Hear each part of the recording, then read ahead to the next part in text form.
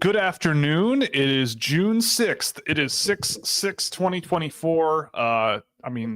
I guess today is the anniversary of D-Day. I don't know if you say happy D-Day or whatever, but in any case, it's always good to commemorate. Big ups to my late grandfather, World War II vet. Wasn't on D-Day, I should say, but he was very much involved in the war. So good stuff. Well, not really, but anyway, welcome to Scouching Live. That was a great start. That was a wonderful start. I'm joined, of course, by my producer, Mr. AJ. Hey, Sir, man. how are you doing? I'm Yeah, doing how all are right. you? Yeah, Yep. Coming off of excellent. what I think was a successful first appearance on camera on the show, showcasing my lovely Drew House jersey at the end. Yep, So, gotta get you a ring light, but we'll get there. yeah, I know I'm in the shadows, shadowy Yeah, a little figure. bit. He's a lurker. I've got a lurker for a producer. Oh, what's it called? A night walker? What are they called? What are the night people? I don't know. Anyway, Night whatever. I'm owl. rambling. Yeah, that's the one. Yeah, you're an owl in your bedroom. But anyway, welcome to Scouching Live. Of course, I'm Will. Welcome. It is our last Q&A only episode of the season. We have a couple of very esteemed guests coming on next week, and you won't want to miss those. The week after that is the last week before the draft. We'll be doing the Scouching Community mock draft, and probably something else that we haven't discussed yet. I don't know. We got something to fill in there.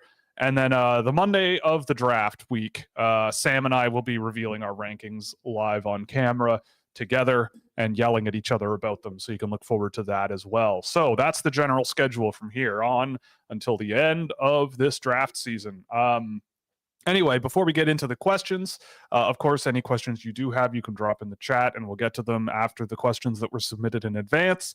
Okay, so yeah, we're brought to you by Fanatics. You can use our affiliate link below or scan the QR code in the video window to provide a kickback to the show on anything you buy in the store. You can also support us through Puck Preps Hockey for all your NCAA and CHL prospect needs. Fractal Hockey Consulting, which is my business for targeted player analysis and recruitment packages for the NCAA, Europe, and beyond, with solutions for any organization's needs. And of course, Scouching.ca for exclusive access to innovative data tools with tons of insight into the draft, prospects, and players making their way into the NHL. As some may know, our first exclusive subscriber piece went out about quote unquote big defensemen that are worth taking a look at in the draft. Actually, I don't think it was exclusive to defensemen. Big players in general. You can take a look at that on Scouching.ca. You get any subscription tier, and we have a few more of those kinds of things coming out. Mock draft is under construction. Final rankings under construction. Tons of good stuff coming in the next few weeks. So we can get right into it. First question, and this is the only NHL thing I wanted to talk about in this show, but AJ, Alrighty. Edmonton or Florida? What do you get? What are you doing? How many games? What are you expecting? What's going on while people file in? Alrighty. Florida in 6. That's All just right. kind of the way I've felt. I said on stream in January that I think the Florida Panthers are going to win the Stanley Cup, and that opinion has not changed. And I feel kind of vindicated that I've been able to hold on to that opinion for so long, and it's on tape. I don't feel like a madman trying to say I said this, but have no proof. This time I have proof. Right. So I would say, I'm going to be hopeful and say this one goes to 7 because I think this series deserves to go to 7, but I'm not sure it will. But I do agree. I think Florida takes it. They've got home ice advantage right off the top, and that barn has been absolutely rocking all playoffs. Not that Edmonton hasn't, but if Florida wins the first 2 at home, go into Edmonton, that's a lot of pressure on Edmonton. And I think the goaltending advantage also matters.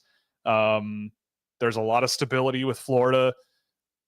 I don't know. I get the feeling that this is Florida's thing. But Edmonton, man, if Edmonton wins and Connor McDavid wins a Stanley Cup, I'm not unhappy at all. I think no matter what, someone's a winner here. It's going to be a great series. I'm excited. It's going to be a ton of fun. But until Connor McDavid opens his mouth and ruins the moment with something exactly. dumb, With something, well, not dumb, but incredibly boring. Yeah. No, Oh, we worked so hard to get But here. we talked about this, Will. Yes. He just ruins every great moment in interviews. They're like, hey, we saw that you were wearing the same suit 3 times in a row. Yeah. And he sort of superstitions you have about that? I'll let you guys speculate on that. Like, come on, Yeah. man, you just advanced. Why are you doing this? It will be interesting if he does win the Stanley Cup, how his demeanor changes, probably during the best moment of his life, probably right up there at least, and like seeing if they're, see how that goes for Such him. a But great feeling to lift a yeah, Stanley Cup, it's good. something The I boys, we wanted to deserve do it. since I was a Yeah. child, but this isn't about me. This is about the Yeah, team exactly. and how Yeah, hard it's we've about the worked to get boys. here.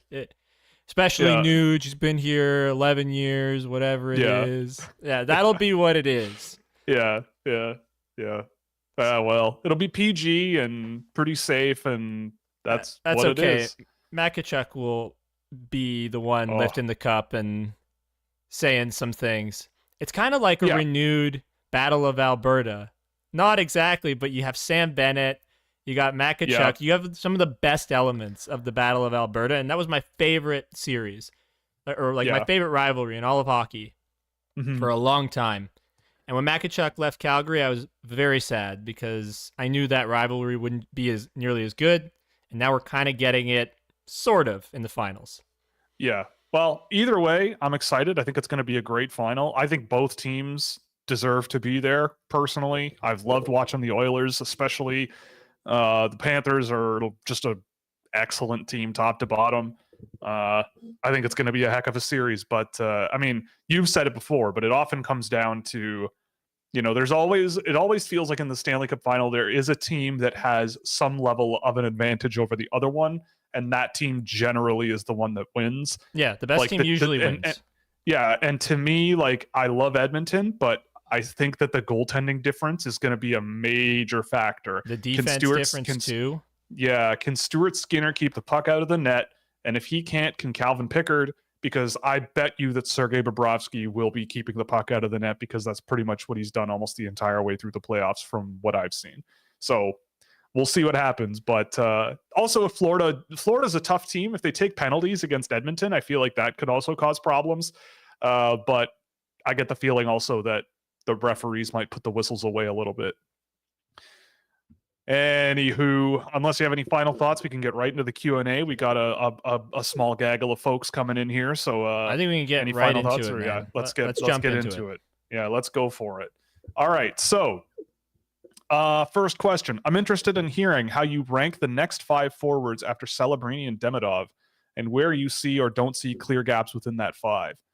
Okay, so the next 5 forwards for me are Berkeley Catton, Caden Lindstrom, Teddy Stiga, Michael Brunswick, Newgard, and TJ Ginla. I would say that there's a small drop behind Lindstrom. I really like Lindstrom. I think he could be a really good, effective NHL player. And then there's a drop, I think, a little bit. I think Stiga, Brunswick, Newgard, and Iginla all fill that sort of middle 6 Swiss Army knife style of player. They can all sort of play a physical game if you need them to. They can all get up and down the ice pretty well if you need them to. They can all shoot the puck pretty well.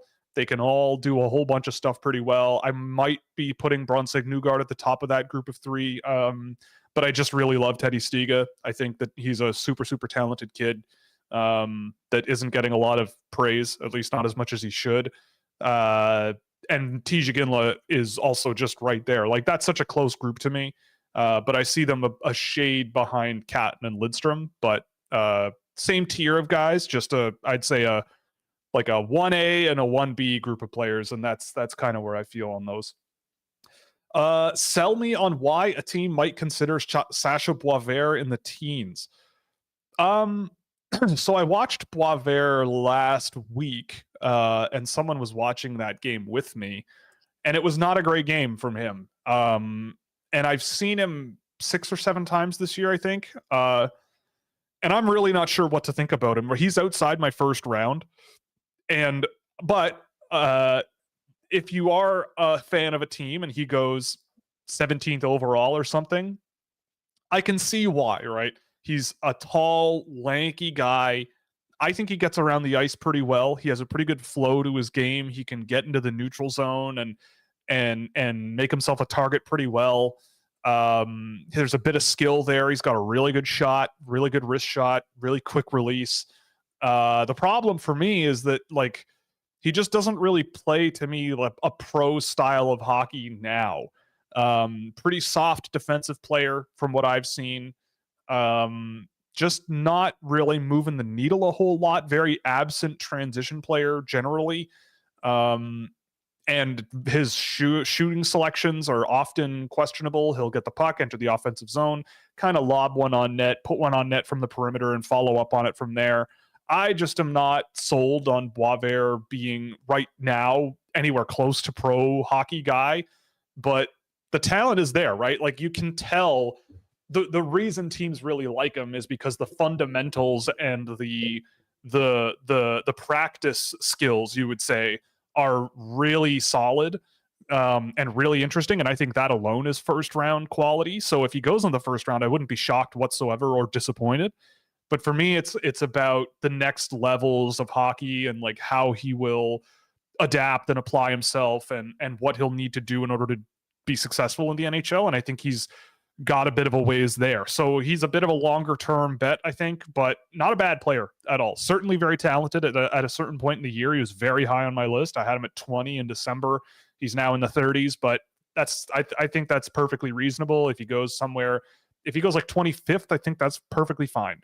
17, I wouldn't do it, but I could see it. If you really believe in the development ability of his game and he knows that XYZ is on the docket for him and he knows what he needs to work on and you have good intel that he's going to do it. Yeah, I could see it. I could see it. I think there's again like that range of the draft, I'd say from 15 to 40. You could, depending on what you like and who you like, you could make an argument for any number of players in that range for any sort of different reasons based on what your organization thinks that they can do with a player or what they're getting or what they want in a given player. Do you see Tej Ginla as a fit with Adam Fantilli? Yeah, I think though, like, I think you get into very dangerous territory chasing potential line mates. The only one that I would throw out there is Ivan Demidov and Connor Bedard, just because it seems so naturally symbiotic in a lot of ways. Like they feed off of each other well in terms of how they play. They would work well with each other in terms of how they play. They can play off of each other. Like if one's in double coverage, the other one can do many of the same things, getting up the ice, for example. They also have the opportunity to play together potentially, right? Like this is not something out of the realm of possibility. Demidov is going to be the best player available at 2, unless San Jose shocks the world. So I think it's just natural. Well, I saw in the Scouching Discord, someone posted a screen grab of a tweet that says that Levshinov has been meeting with the Blackhawks all season long, and that they've talked a lot all year long, and that the first time he spoke to the Habs was at the Combine. So to me, that tells me that the Blackhawks are in his ear a lot. So he's probably, I mean, it's not a secret out there that it seems like the Blackhawks are thinking about him or Demidov. I mean, I know which way I would go. And I would be, saying no to that idea, like I've said a million times, saying no to that idea to go for, I don't even know what a Levshinov is in the NHL. I said Josh Manson on the show last time. I don't know how I feel about that, but that seems risky in a way. Right, but I will add this story that Lane Hudson thought he was going to be a Toronto Maple Leaf because they talked to him like crazy. That's true. And they passed on him, and now he's on Montreal, which makes me sad. So this is the kind of thing that you deal with in the NHL draft. You may be interviewed extensively by a team, and they still may forego you. So it's just rumors, and we'll see what they do. But based on how Cal Davidson's drafted, getting Connor Bedard, easy slam dunk pick. But we both watched his excitement to draft Oliver Moore, a guy that we both had at 5. Yeah. And we both really, really loved Oliver Moore. So I think there's a good chance that he might fall in line with our thinking. But hey, it could also be that the scouts push him in another direction. But we'll see how it goes. Yeah, All I'll say is I have Levshinov quite a bit lower than 2. And every time I've seen him this season, I've knocked him lower and lower. I still like him. I think he'll be a serviceable NHL defenseman, a solid one, a physical one. It's just what he was saying no to. That's the big thing. But anyway, to answer the question about Tija Ginla with Adam Fantilli, I said that it's kind of a dangerous game to project line mates, and I think Demidov is an exception. But I mean, I could see it. I think Fantilli brings pretty much everything to the table.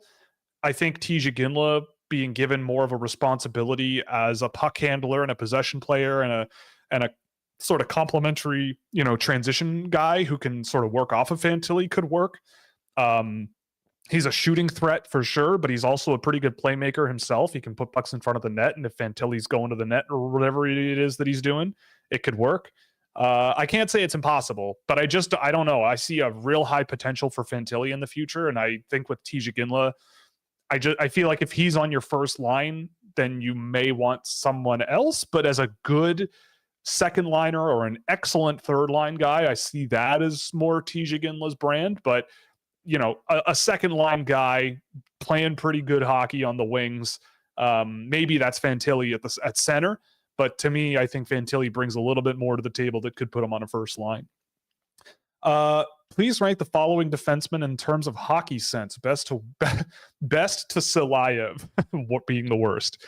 So they asked for Levshinov, Buyam, Silayev, Dickinson, Parekh, and Yakimchuk. So again, this is something that is a little strange to me. Like, what do you mean by hockey sense? Because there's a lot of things that go into it, right? Like, it's like saying who's the best skater. It's like, well, who's the more fluid skater? Could be who's the better mechanical skater? Who's the better mobile skater? Who's the fastest player, right? Like, those are all part of the same discipline, but how do you rank guys based on that broad of a category? But to me, the way I will interpret it is like the way they map the ice and see it, both on and off the puck. So their positioning when they see the ice, are they making passes quickly? Are they accurate? Are they doing the right things? And I probably would put Buyam at 1. Buyam at 1. Levshinov 2. Parekh 3. Silayev 4. Or no, Yakimchuk 4, Silayev 5, and Dickinson 6, I would say.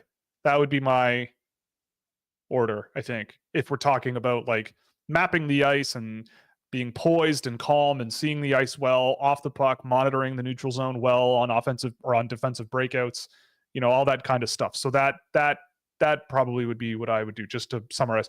Buyam, Levshinov, Parekh, Yakimchuk, Silayev, Dickinson, I think. Something in that range. I hear a ton on Cole Yzerman's ceiling, especially for the Devils, but there's a reason he's in the 10 to 15 range. What's his floor? I mean, his floor is that Oliver Wahlstrom style player, Kiefer Bellows, who struggles to be put in a position to score in the NHL. Granted, I think that there's a little bit more confidence in Cole Yzerman. I think he's come a really long way this season in the draft. He's been working up my list all season long. I really, really like what he brings to the table now, but he's still, number one, he still has work to do. I think the skill level needs work. I think his decision-making and his willingness to play defensively needs a bit of work. Picking his spots to be physical needs a little bit more work, but it's better than it was. And the offense is the offense. It's still there. And I think he does have playmaking upside that isn't talked about nearly enough. I mean, he's a guy who, let me check. 31 assists this year in 57 games. It's not terrible. There's something going on there, right? He just scored a goal per game, which kind of outweighs a lot. So in any case, I think there's a good player there with Yzerman, but it will take time. Like, it's going to take a year or 2 years in college. He's going to probably have some cobwebs to shake out of his game over the next little while. But I would think also that if the skill level and the ability to sort of play as part of a functional unit of a line doesn't really evolve or get better, then I feel like he'll be a player who kind of struggles in the NHL without being just relied on as like a trigger man, where it's like, yeah, you can be a supplementary, complementary dude with a heck of a shot. What value is that to you? I don't know. But I'm more confident about him now than I was in like October, November, December for sure. Lucas Fisher, good, bad, and the ugly. I mean, so Lucas Fisher, if you don't know, big, young, lanky guy playing in Sarnia. I've seen him play a few times this year. Every single time, I just haven't really found a tremendous amount of reason to go back. So the good thing is, I think there's a lot you can work with Lucas Fisher. I think he's wired to play with a little bit of skill, to play with a little bit of confidence. He's pretty tall. He has room to fill out. I think he is pretty raw in that sense. And you can see moments where you're like, oh, I can see why NHL teams are interested in this player. I'm just not sure he's like a top 100 guy, right? Like, I think he's a project, see where he is in 3-4 years and go from there type player. Because the not so good stuff, I mean, I just find that every time I watch him, he gets beat pretty easily defensively.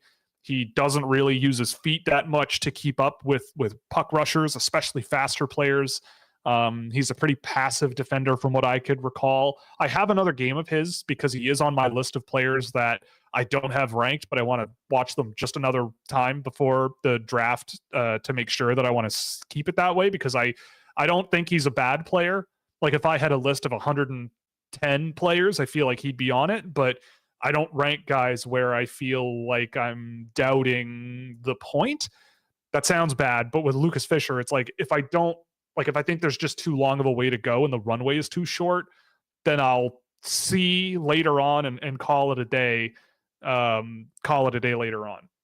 And if he's available late, then maybe if there's interest from other folks on the scouting team, then sure, I could do it. But I think there's just going to be a lot of other players that I'm more interested in.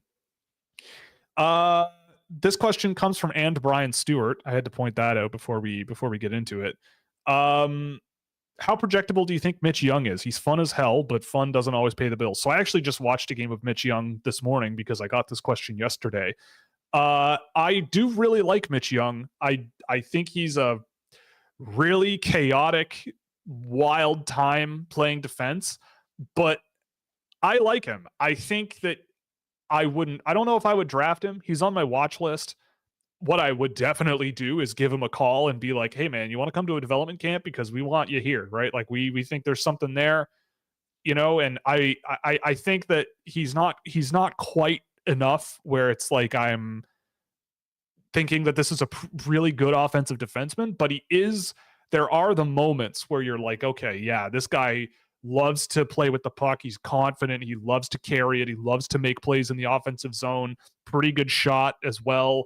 I think he also anticipates breakouts pretty well. He just doesn't really have a lot of physical tools in terms of stoppage power, erasing guys along the boards. It's not really a forte of his. And then in the game I was watching, with 30 seconds left in the game for his last play of the game, he comes off the bench and absolutely destroys a guy coming across the blue line with a shoulder-to-shoulder check that just obliterates the guy. And I'm like, well, there's this thing that I didn't see all game, let alone the other two that I've tracked of his. But, he's just a very strange player who has a lot of offensive tools, and I don't think he'll get drafted. But of all of the players who probably don't get drafted, I'm giving him a phone call and seeing if he wants to come to a development camp for sure. Should I be buying stock in Gabriel Eliasson? I mean, look, you know what you're going to get with Gabe Eliasson. I do not think there's much in the way of a playmaker or a puck mover or a possession defenseman. I really don't think that that's there, at least not right now. What you are getting with Gabe Eliasson is a meanie pants who gets under people's skin. He loves to just be a jerk. Teams love that for sure. He's very young and he's very tall, so you can sort of go, okay, like, we're not going to rush him. We'll leave him in Sweden for 4 years. See where he is then. And I feel like he'll get slowly better and better at being just that big, mean jerk. But I just feel like with the puck skill and the skating ability isn't great either. Like, it's all very sort of not quite there, but he's very mean and physical and a real pain to deal with, which has its own sort of value, just not as much to me as maybe to other people. But he is a real jerk. And so if you like those types of players, I feel like NHL teams will give him all the rope in the world to give himself an opportunity to fill in minutes once in a while in the NHL. So yeah, I think that's where we're coming from on him. I mean, at least for me. How did Beckett Seneca's skating look before his growth spurt? So yeah, I remember Beckett Seneca from last year, and I don't remember it being a particularly strong area of his game. I think it's gotten a lot better this season. His ability to generate speed and jump into the neutral zone and jump into offensive rushes is a lot better than it was last year.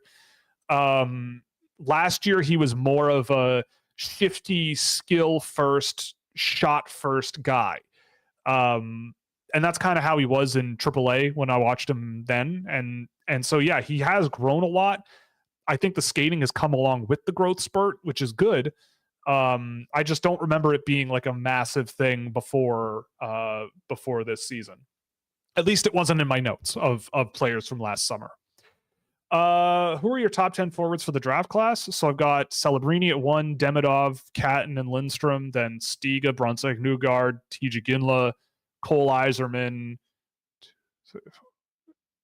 Trevor Connolly, and then Igor Chernyshov. And those top 10 are in my top 16. So Chernyshov is 16, Celebrini is 1. Those 10 guys are the forwards interspersed in there. I know Demidov is the guy. Yes, to me he is. It seems as though all the talk is between Levshunov and Demidov for Chicago, but could the unspoken dark horse at number 2 be Caden Lindstrom? Teams could be more enamored with his size and skill set if his medical results look good. I mean, it's possible, honestly. I mean, I have Caden Lindstrom in my mind. I could see him easily being a Duck. I think in my mock draft write-up that I'm working on for Chicago, I mentioned Lindstrom as like, if it's not Demidov if it's not Demidov, and if there's some reason that they really don't want him, I would probably push for Lindstrom there instead of Levshunov personally, just because of all the tools and the physicality and the diversity of his game that he can bring.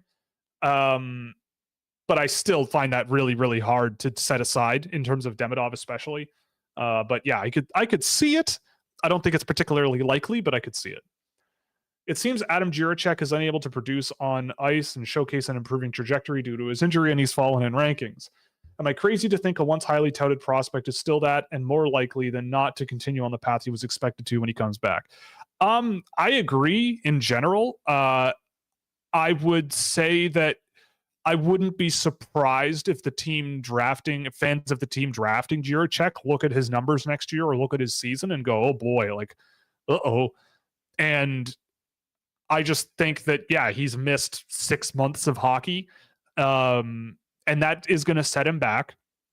But, you know, you luckily, knee injuries, the sports science behind the surgery and the rehab is way better than it was 20 years ago when I was in university, almost, like, not 20 years ago, but I was in university in 2010, and I remember them talking about some new advances in knee ligament replacements and elbow ligament replacement surgeries and all kinds of new crazy stuff that was way more like recoverable, I guess would be the word. And so I'm not super concerned about his injuries. I mean, guys have had knee injuries in the past, and it seems very rare now to have players where it's like, oh, he hurt his knee again. Oh, he hurt his knee again. Like, you don't hear about that so much anymore as a cumulative injury that destroys people's careers, at least not when they're 17, 18 years old. That was much more common when I was younger, I think. A lot of NHL players would blow out their knees and come back too early and then blow out the other knee and then blow out the same knee twice, and their careers would just be over. But that's often, I mean, back in the day, they were putting metal cables in your knee socket to replace your ACL. They don't do that anymore. So you're just kind of asking for problems. Someone mentioned Mason Shaw. Yes, Mason Shaw is the exception. He blew out his knee a bunch of times. But Adam Jiricek, I'm not super concerned. His brother blew out his knee as well, right? Like, it's fine. It'll be fine. And I do think that he is a high-end player. I think he's one of my favorite defensemen in the draft. I went back and watched his last couple pro games and his World Junior games. I thought he was way better in those games than in the previous ones that I had seen. I felt like he was just getting his season going, and then he got injured at the World Championships, unfortunately. I know hockey sense and IQ is thought of as a trait you're typically born with or not, often separating good players from great players. But I have to imagine coaching can make an impact for some players, and pertaining to Cole Eiserman, are the areas he needs to improve coachable enough to really raise his ceiling? I think you can teach it. There are things you can teach, right? Like, it is a drill. There, you can drill into players, like the idea of keeping your head up, right? I love the tools that they use. I've seen Connor McDavid use them all the time, and I've seen promotional videos and stuff of them, but just the visual training tools that they have now, where it's like about your visual reaction time and tactile reaction time and being able to sort of see out of your peripherals well. Like, a lot of goalies do that kind of training, but now you're seeing players do it more and more. And to me, that's kind of building that instinct of, okay, on my puck retrievals, I'm going to shoulder check before. I'm going to build a map of what's going on around me, and I'm going to, make a plan before I touch the puck. That's something I think you can develop. It's tough, I think, because I think changing the approach of a player to the game, the way that in a different way that it's worked for the previous 10 years or something, is tough. But I think with the right coaching and development and interaction with the player, you could say to them, like, hey, this play kind of didn't really go the way we wanted it to. What were you thinking going into this play? Like, should we drill on keeping your head up? Should we drill on shoulder checking and making reads before you touch a puck? Should we be working on those things? Should we be building up your ability to view secondary options, right? Like, don't just look straight up the ice and make, there's my option, I'm going to do it, right? Can you look around and quickly recognize what's going on around you? I think you can train that. It's just more of a modern thing to train, right? It's more of a mental quickness rather than a physical one. Yeah, and I would agree with you that you can train stuff like that. And for me, and I'm going to go a little bit on a detour here, I've been playing chess for the past year or so, and I went from like an 1,000 rated player to a 1,600. And as you just learn more and more things, your sense becomes better. So if you're being coached and you're under like more intense training, you're going to pick up on things better. You're going to have a better understanding of just where you need to be, what you need to do. Yeah. And it becomes intuition almost. That's what you're trying to develop, an intuition of where you need to put things. For me, it's like, should I make this trade? Well, it weakens my dark squares. Maybe I shouldn't do that. Right. For them, it's, okay, how much time am I going to have to execute this play? Is player X going to be in the right position for me when I make this move? So it's all small subtleties that you build up over time and you get some familiarity with as you work with the same teammates and line mates. Mm-hmm. So I think you can develop it, but you got to work really hard at it to do it. And it's going to be a super conscious and focused effort that takes years and years, and you get better and better, but it depends. Right? I think also the thing people forget is, like, again, these are human beings we're dealing with. Like, these are kids, but they're human beings, right? And not every human being is built the same. And I think a big part of scouting that I admit I don't have the best angle on is trying to, again, it's those pro habits that people talk about, right?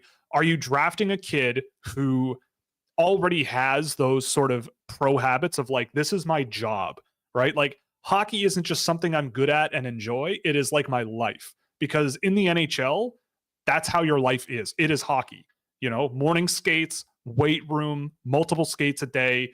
You got to monitor your diet closely. Like, everything, because your life becomes a finely tuned machine of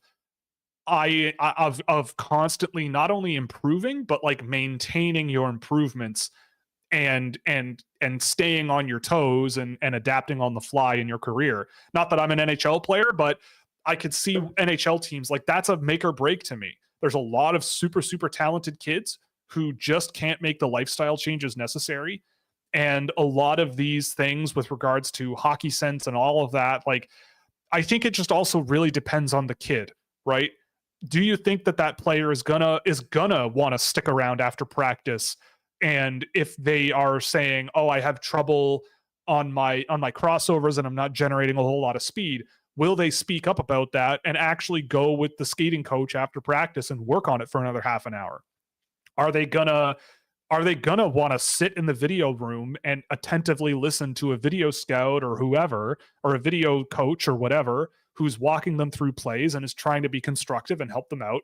Are their eyes going to glaze over, or are they going to go are they going to be cooperative and work with them? Like, there are probably players who are across that spectrum all over the place, but you can see why NHL teams might look at a kid and maybe they'd fall in the draft and go, and you go, why? Like, how is that possible? But behind the scenes, they might go, I don't know, this kid might not really care about the extra time we think he needs to put in to learn how to do a certain thing, or his coaches say that he's not the most dedicated, guy, blah, blah, blah. He doesn't really care to pay much attention in video sessions, and he still gets away with it for us because he's so skilled and talented. Like, that's not unheard of. Yeah. And it's not that it can't work, but it's an individual thing. And I think that's another side of things that teams are evaluating, right? It's not how much they score. It's not how they skate. It's not this. It's all of these things combined. But the thing to them that matters most, I think, is this kid going to be able to handle the fact that this is now going to be their job? Every single day when they wake up, it is all about hockey. And when they go to bed to get a good night's sleep because they have to. They eat right because they have to. Are they going to be able to keep that up for a decade, right? That's tough. That's a tough challenge, right? And so evaluating that, I think, is the tough thing that matters. And I think if you have a kid who gets it and they really sort of want to, like, I know Toronto is a team that really seems to value that. The kids who want to learn and get better and get smarter and improve and have that sort of pro competitiveness in them right from the get-go. And they'll set aside a lot. Oh boy. Why did that go off again? I don't know. Maybe it's because the horn heard Toronto and it just got really excited. Maybe. But in any case, you see the point. But I think you were going to say something earlier and I cut you off. Yeah, like, hard work outworks talent. And that's a big thing. Because when I was a kid, I relied a lot on the fact that I was told I was smart, so I just didn't try at stuff. And I just used my ability to get through stuff. Like, I BS'd grade 11 math. Like, because I didn't care, right? And as I've gotten older, I've come to appreciate that it's about praising hard work. Don't praise talent, because when you praise talent, people become more reliant on that. And so I think finding players that work hard, that's why we look at the guys who got that dog in them, like Logan Stankoven, right? Had the disadvantage of being a smaller dude. But look at how he's adapted to the fact that he's a smaller guy. Yeah. And he killed it in the playoffs. He was outstanding. And he killed it in his first season. Like, those are the kind of players that we look at and really value. So, yeah. And I think also, like you mentioned it too, like, a lot of those players, it seems, are the smaller ones. And in my view, it's like, well, think about it. If you're a small player, you're not going to get the benefit of the doubt very often, right? If a AAA coach has a 5'8" fancy high skill kid, are they going to give them the same amount of, or the same evaluation, the same unbiased look as maybe some other players on the team? I would bet that they're held to a bit of a higher standard. So they kind of have to overcompensate for that and go, okay, they think I'm small and can't get knocked around. I'll show him. I'll hit the weight room. I'll do this. I'll do that. And I'll be just as powerful as those other guys. And then they end up beyond those other ones because they're just really good, and I think that's why a lot of smaller players fall, is because there's a lot of this fear of, well, what about if they're not strong enough or whatever? And it's like, well, they've been dealing with that kind of thing for their entire career probably. So if you can find the smaller players that clearly on the ice give you that next level of competitiveness and intensity, and you can tell that these are guys that really care every time they go on the ice and they're not just relying on their talent, then that's what you're looking for me. And a lot of those guys are the guys that pop up higher on my list than a lot of I'll people. quickly add, lastly, those players who have learned to work hard already have that in them, right? The players that have relied on their talent, like I'm gonna use an example of Mario Balotelli because it's not related to hockey, but Mario Balotelli, fantastic soccer player, but did not care. Would go to like F1 races in the middle, like he wouldn't show up to practices. He'd be like, "Sorry, Jose Mourinho,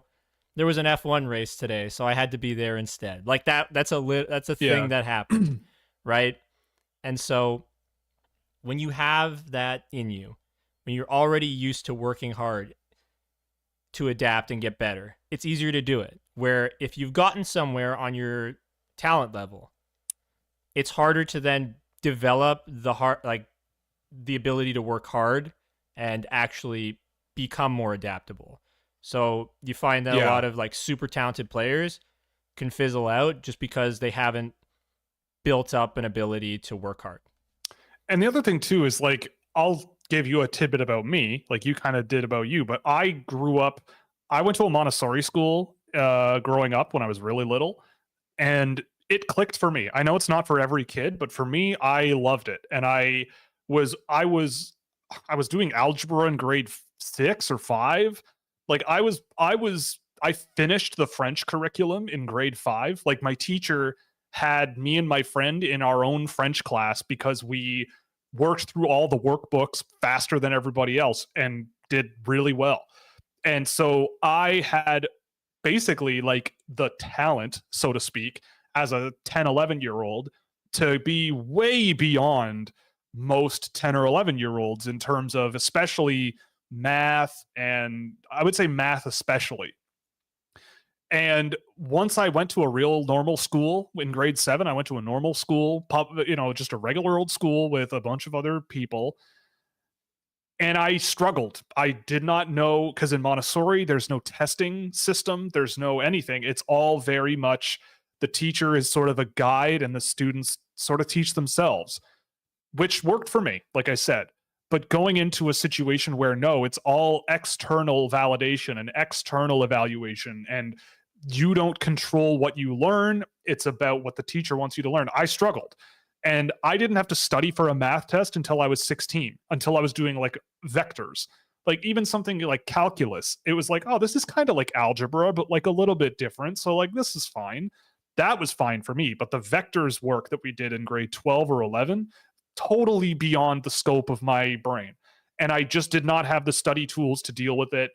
I went to university, same thing. I went to university and I did okay, but I struggled with testing. I struggled with being evaluated. I struggled with all of that stuff, even though I'd spend hours and hours and hours and hours studying. But it's because I just didn't really have the training and the equipment in my head to put in that hard work well and apply it well. And I like to think that now that I'm in a bit of a different scenario, I would say like not a rock bottom moment, but you really sort of get to a point in that situation where you're like, I gotta switch gears a little bit here, and start to play ball a little bit differently. And that's tough to do, right? Like that's a really tough thing to do. And it doesn't take, overnight. So I think in some cases you see maybe why some players maybe hit the NHL when they're 27, 28 and multiple teams have given up on them. You might see players who get waived and then play in the bottom 6 of another team and play pretty well for various reasons. And there's tons of things that might be going on there that we don't really are privy to. We're not really privy to or really fully understanding, because again, like these are individual human beings. Everybody's different. Everybody has different ways that they do things. They're wired differently. It is that kind of thing. And like those habits are really tough to just all of a sudden pick up, right? Especially if you're an untouchable, invincible junior hockey league player. And then all of a sudden it's the NHL and everybody wants to rip your head off. It's a very different world. But anyway, we can move on. I hope that answers the question, hopefully. Thoughts on Ilya Nabokov? So that's a goaltender from Metalurg Magnitogorsk, 2003 kid who I believe just won the Gagarin Cup and was the playoff MVP, I believe. I don't think that he's like an incredible goaltender, but he is quite a good one. I mean, I did some work on goaltending this year. On my goaltender list, where is he? Yeah, like I don't have him on my goaltender list because I don't know if I would draft him. Like his workload has been, I would say, moderately difficult with pretty good success in those areas. Like he's been a good analytical goaltender. So maybe there's something there. But whenever I watch him, I kind of see a guy who's a little small for a goaltender and not the most athletic looking guy. Which is fair. You know, I think that is fine. He'll get drafted. I think that again, like you're thinking about a player, you're thinking about a player who was first time draft eligible in 2021, right? And so yeah, he's had a long time to develop. So who are the goaltenders now that might be further along in 2027, right? It's hard to tell. And there is value in drafting the value that you have in front of you, which would be Nabokov. And I think he'll get picked. He should be picked. But I just haven't been like blown away by him. Like if he goes 40th overall, I don't know if I would do that. But like 70th, 60th, sure, I could see perfectly why someone would do that. Is Yegor Surin the Russian Zach LaRue? I don't think so. On that note, I think Surin is more skilled than LaRue. I think LaRue is more physical and more intense and more of a, maybe a little unstable in terms of, keeping himself out of the penalty box and not suspended. I don't think Igor Surin has that kind of a risk to him, but he is a pretty physical player over in Russia. But he's not, I think it's one of those things where he's just more physical than most players in that league and more physically intense than most players in that league. And not that that's like a hallmark of his game. It's just something to note where you're like, okay, he has that trait in his game. He's willing to do those things. Good to know. To me, the best parts of his game are elsewhere. Any idea on why Nikita Artemonov is falling on draft boards? So yeah, I mean, I think a really good explanation is in the Elite Prospects Draft Guide. Perfectly honest, I'll plug another business. There's a lot of quotes in the Artemonov thing from NHL people that really line up with kind of how I feel about him, where they're saying that there's not much more you're probably going to squeeze out of him in terms of development and talent. He's kind of already where you think he can be. And, if he's like a third line NHLer, is that really, worth a top 15 pick if that's really all you see out of him? And I think there's some level of truth to that, especially because it's like he's 5'11" or so and plays the 6'2" power forwards game a lot of the time. I don't necessarily agree that much. I think the sentiment is correct and like the evaluation of where he is true. And the concern of like, you already have a guy who is giving it everything on the ice and getting decent results, but you kind of want to see more out of him. Like to me, if I'm coaching him, I kind of want him to almost, with the puck on his stick, maybe slow things down a little bit more. Like just be a little bit calmer and more poised with the puck rather than, just constantly pushing up the ice and kind of getting stopped doing so. Because he is kind of small. But he is, and he also is really skilled. Like his small area skill is really good. You just don't see it very often. So I think you kind of have to coach him properly to get more out of him, because I don't think he's going to get much faster than he is. He really gives her. I don't think he's going to get a tremendous amount more skilled because he is really skilled already. Maybe you can do better with his shot. I think his shot could use a lot of work, which certainly wouldn't hurt. And I'm sure he wouldn't mind shooting 100 pucks on net after practice. By 100, I mean like 1,000. But in any case, I like Artemonov. I think you are going to get a player out of him of some kind. It's just, what are you going to get? I'm not 100% sure. Maybe a third line guy, and I think that's perfectly fine. I just don't think he's like an enormous needle mover, and I think teams look at him and go, well, do we really want to take a chance on a 5'11" Russian guy who maybe is a power winger? Again, like in the draft, you have one chance in the first round. You have to pick a guy. It's so easy to make a ranking, right? You could steal everyone else's work, make a ranking, put it on Twitter and say, look, here's what I think, and then never say a word. That's the easy part. The hard part is, okay, it's your turn. Who is it? And you have to wait at least 30 more picks to do it again. So you have to run the risk of losing a player that you also want in the next 30 picks. When is it going to be Artemonov? When is he the number one player on your list? Because for me, it takes a little while to get to that point, right? And there are players that I have ranked really high that I think will be available a little later on. So Artemonov, I think maybe is a second round guy that goes in the second round. I think he'll look good as a second round pick. Maybe he should be a late first round pick, but there's also just so many guys that I don't know. This draft is wide open. And Artemonov might just suffer from that and just be knocked down a peg here and there and go later than he should. And that's just kind of how that kind of thing can happen. Who's the toughest fighter available? That's a good question. It's hard because the fighting rules in the CHL are quite restrictive. Caden Lindstrom is a guy who can fight. He's a guy I've seen drop the gloves a few times. Excuse me. I'm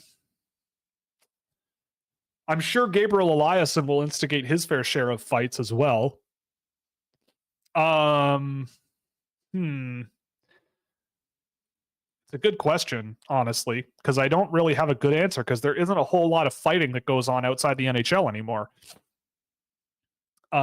Jack Berglund, I know he's a Swedish and doesn't really get into fights over there, but he's a big, heavy guy. Like, I'm just trying to think of the players who will absolutely smash a player, and then someone comes up to them, drops the gloves, and starts filling them in. Who's going to be the one that drops their gloves and starts filling them in back? A guy like Jack Berglund comes to mind. Gabe Eliasson comes to mind. I really want to keep throwing out my tiny OHL guy, Jacob Tarian, who if he ever goes anywhere, he will cause a ruckus, and he probably will need to drop the gloves at some point. He's a feisty little guy, and I've seen small guys fight before. It's possible, but that's a pie in the sky thought. Hey man, Alex DeBrincat took out Roman Josi this year. Yeah, you never know, right? You never know. But those are the ones I'd probably throw out. There's, again, like I said, there's just not a ton of evidence for any of this stuff anymore because you don't see it at the junior level very often. Even and at the pro level in Europe, like, they don't care about fighting. They don't do it. Like, they function just fine. So if you're chasing guys who can fight, I feel like that's something that you have to get when you speak to them and go, look, is that something you enjoy doing? If you could do it, how often would you want to fight, right? I don't know. And also be like, hey, do you have any MMA training? Because that would help, or a boxer. Like, what's the deal there? Because if you want an actually good fighter, you may as well draft someone who can fight, literally who can fight, right? And also, it's a great workout. I used to do kickboxing before the pandemic ruined everything. But yeah, it's a good workout. So if you are an athlete, it's a good way to do other sorts of training, and it's good for your balance too. And hockey's all about balance in a lot of ways. Okay. If you had to order this year's top 10 picks by who you think is most likely to become an NHL star, what would that ranking look like? Probably the way that it looks like. That's the whole idea of the whole draft, right? Like, who are the guys that you think are going to be the highest level impact players on your team? I think Celebrini and Demidov and Catton and Lindstrom could all get there. I think Bouillon could get there. Like, top 20% of skaters is tough. That's the top, 120 players in the league. I guess there's a chance you get something like that out of a Dickinson or Levshinov. There's a chance you get that out of, I can't say it's impossible with a guy like Salayev or Seneca, but I think those guys are a long ways away. Like, stars are tough to come by in the NHL draft. Yeah, something along those lines. That's all the questions we got before the show. Let me just double check the Twitter box in case anyone got in late. So someone did get in late. How do you evaluate or what you look for in players playing in more uncommon leagues? And is there anyone that has stood out to you in those minor leagues that has fallen under the radar? So the person mentioned the U.S. high school leagues, the Go JHL, GOJHL, Greater Ontario Junior Hockey League, and the BCHL, etc. In my mind, at those levels, you gotta dominate. You gotta be fast and skilled, dominant hockey player. Like the bar for those leagues is very, very high. Look at all the BCHL guys that score a bunch, get drafted in the first round, and kind of struggle to get to the NHL, right? Like Cale Makar is the exception, but like Tyson Yost, Dante Fabro, Matthew Wood has been having some issues in college. Kent Johnson has been having issues. Like all of these guys who played junior A hockey and were highly, highly, highly touted at those levels, like there's a long way to go from those levels. Like those levels of hockey are tough. I mean, the thing about high school, you might have a guy who has 3 goals, 3 points a game. But some of the schools, like if you're looking at Minnesota, those games are 14-1, 12-0, 9-2. Like you get some lopsided games because it literally is just schools playing against each other. And there are some schools in Minnesota that have all the resources in the world and some that do not, and they will get pounded. So to me, and in my experience over the years looking at these players, like you got to be dominant at something to get there. I think it's a big steep curve for those guys. That's my view. Nobody from those levels has really jumped out at me. The only ones that do are the ones that have played in high school that I go, okay, they were pretty good there. They were, at the high school tournament, there were a few, and then you go watch them at the USHL, and then you go, okay, here's how they project to that level. So Gavin Uhlenkamp in the USHL is one that I've liked, and Britton Alstead is another one that I've liked. But I think that's really it. The BCHL, like I know Jack Pridham has some momentum. I wasn't a huge fan of what I saw of him. Yeah, that's kind of it. The Go JHL is good for like guys eligible next year. Like Will Nickel is one who was playing for London's basically affiliate in the GOJHL and played really well there. Played limited minutes with London. I thought he looked pretty good when he played there. But I don't think he's a guy that gets drafted. But in any case, yeah, it's tough with Minnesota high school players. It's tough with those levels. Most of them are not, I just keep my bar really high for those players and expect like utter dominance that you then can carry forward. And, even if they don't get better, you can still rely on what you've already seen. Okay, so let's flip over while I take a quick sip of my H2O. All right. So, where do we start? Okay, top players. Okay, top players with that dog in them. Okay. I mean, Teddy Stiga immediately jumps to that echelon. I'd throw TJ Ginla in there. I guess Caden Lindstrom, but not all the time. Definitely Ginla. Definitely Stiga.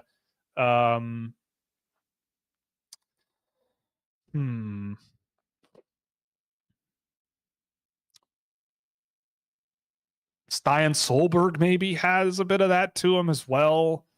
Would you put Artemonov in that? Yeah, Artemonov, I think, is like, he's a hungry boy. That Finnish guy I like, Topias Heinonen, he's a pretty hard-nosed dude for a smaller player. I think he's a guy that I've really liked for his just resiliency and ability to resist pressure and fight through it. Maybe Yegor Surin at times. The last game I saw of him was really, really good. Sam O'Reilly might be a bit of that. He's not super fast, but he is a pretty hungry boy. Tanner Howe.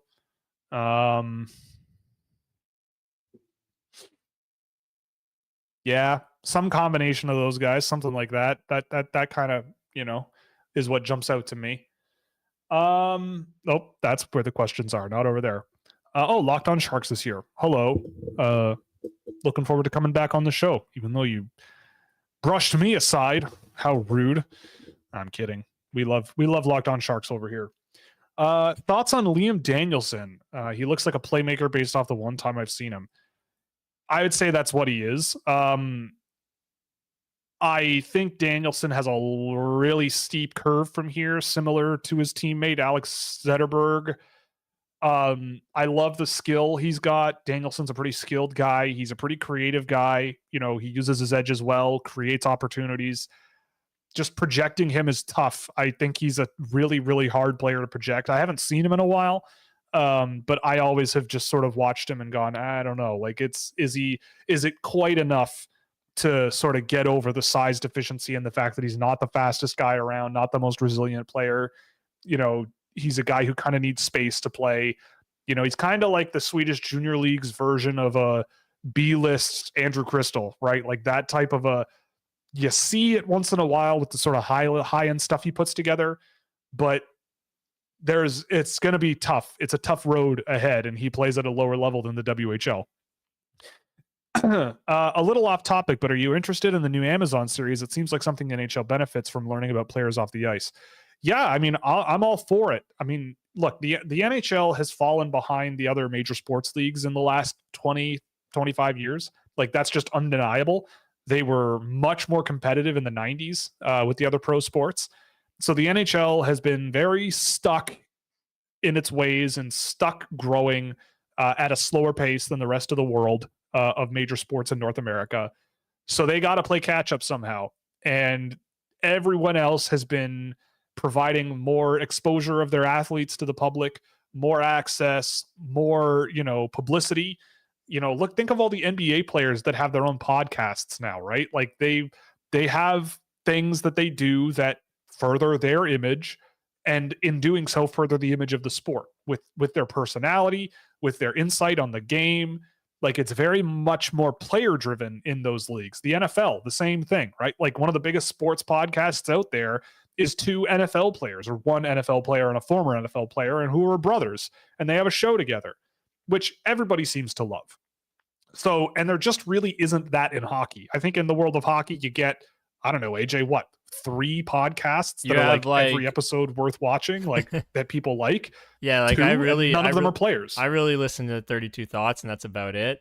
But like, the only player-driven podcast that I can think of active players is like Brandon Lemieux and Tony D'Angelo. Yeah, which is not it. Like that.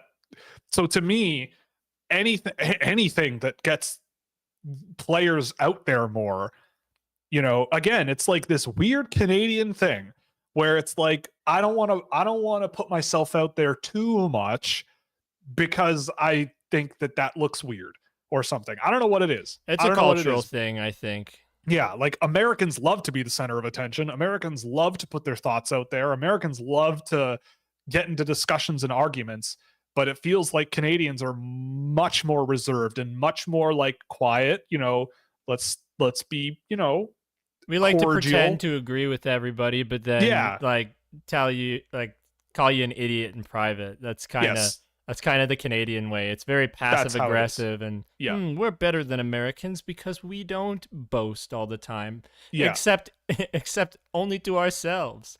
Yeah, and then you complain in private, right? Like, Canadians love to complain, for sure. That's another thing too.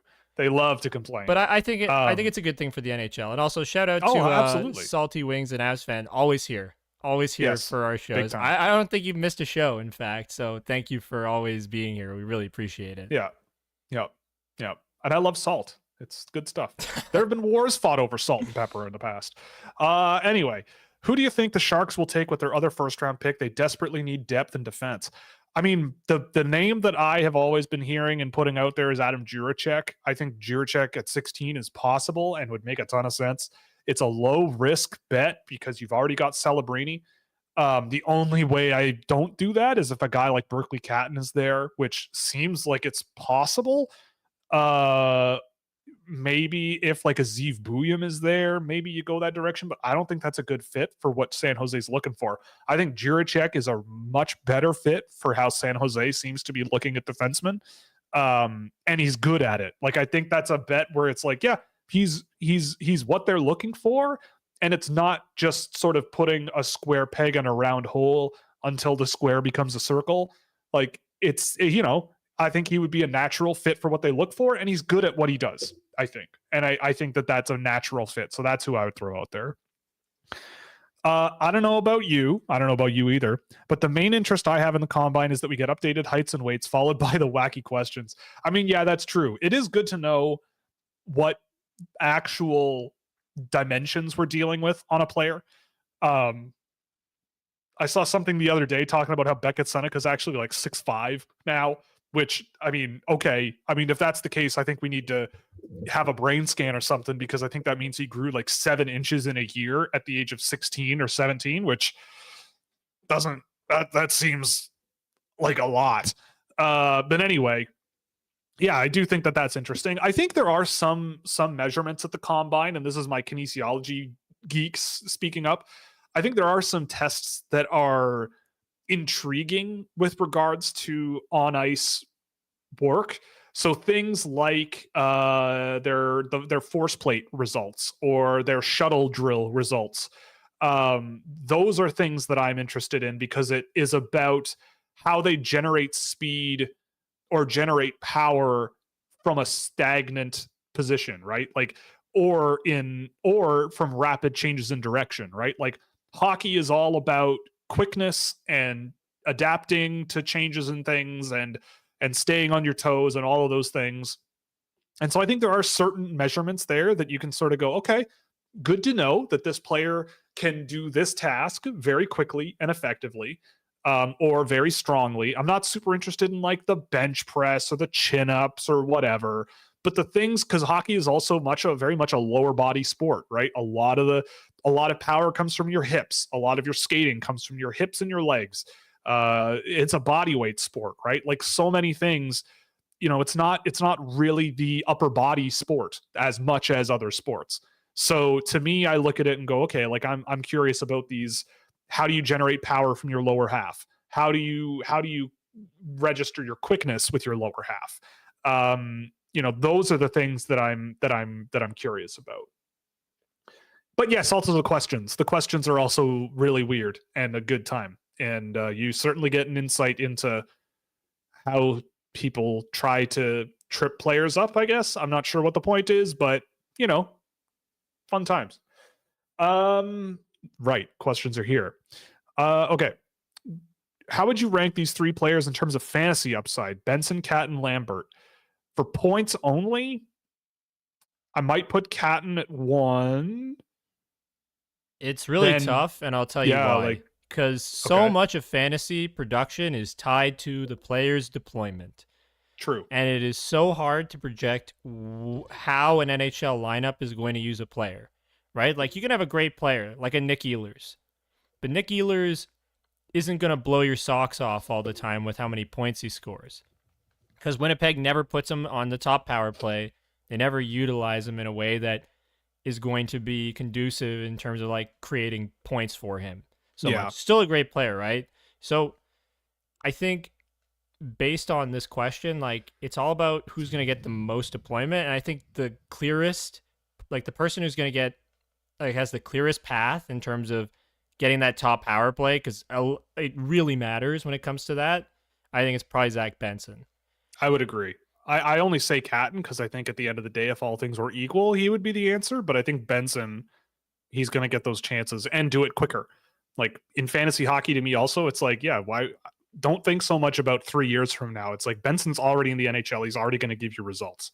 And I think that has some level of value. And Lambert, I just still think is, I don't know what the heck's going to happen to him in the NHL. Well, I mean, it's I also Winnipeg too, right? And yeah, it's Winnipeg. They always have a ton of good forwards, and they're not moving. Like, they're moving on from Ehlers potentially this year, right? Like, Perfetti is in a logjam situation where he hasn't been able to really take a step production wise because they just don't have space. That's why Laine got pushed out, because Winnipeg always has a ton of really good forwards. So unfortunately, I think it goes the order that you have it listed there: Benson, Catton, Lambert, only because I don't know when Lambert's going to really get that 1C deployment.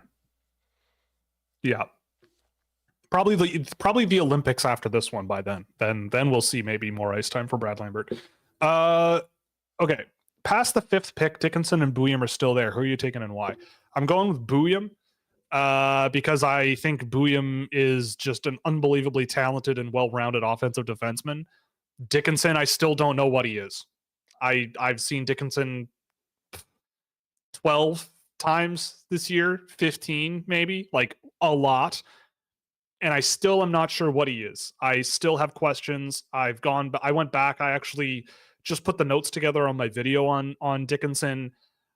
there's a lot of stuff in there where it's like, I don't know how to explain this one away. I do not know how to, like, I don't know, right? There's a lot of things that I go, okay, I see where you're coming from on how you scored all your points, but the details and the other areas of the ice where there are deficiencies are very deficient. And so with me, with Booyam, like the defending, I think his mobility could use work, his side to side mobility, his gap control could use work defensively. But I am not particularly concerned because of the positives that he brings to the table, the skill level, the deception, the skating ability, the ability to generate speed, the confidence, the creativity in the offensive zone. He's constantly able to put stuff together. Whereas I just don't see the same thing out of Dickinson personally. To me, it's Booyam. And it's kind of close, I suppose, but I just think there's a longer way to go for Dickinson from here. The best fit for the Devils at 10, I mean, it depends on, again, who's gone and who's whatever, but I keep thinking Cole Yzerman. I think Cole Yzerman would make a lot of sense with the Devils. I think the fans would love a player like that. He's a guy who loves to sort of get his hands dirty from time to time, and if he does that more, fans will only love him more. He's a finisher.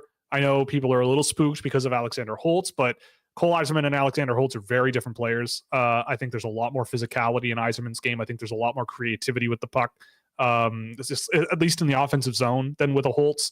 Holtz might be a bit faster, maybe better shot on the rush.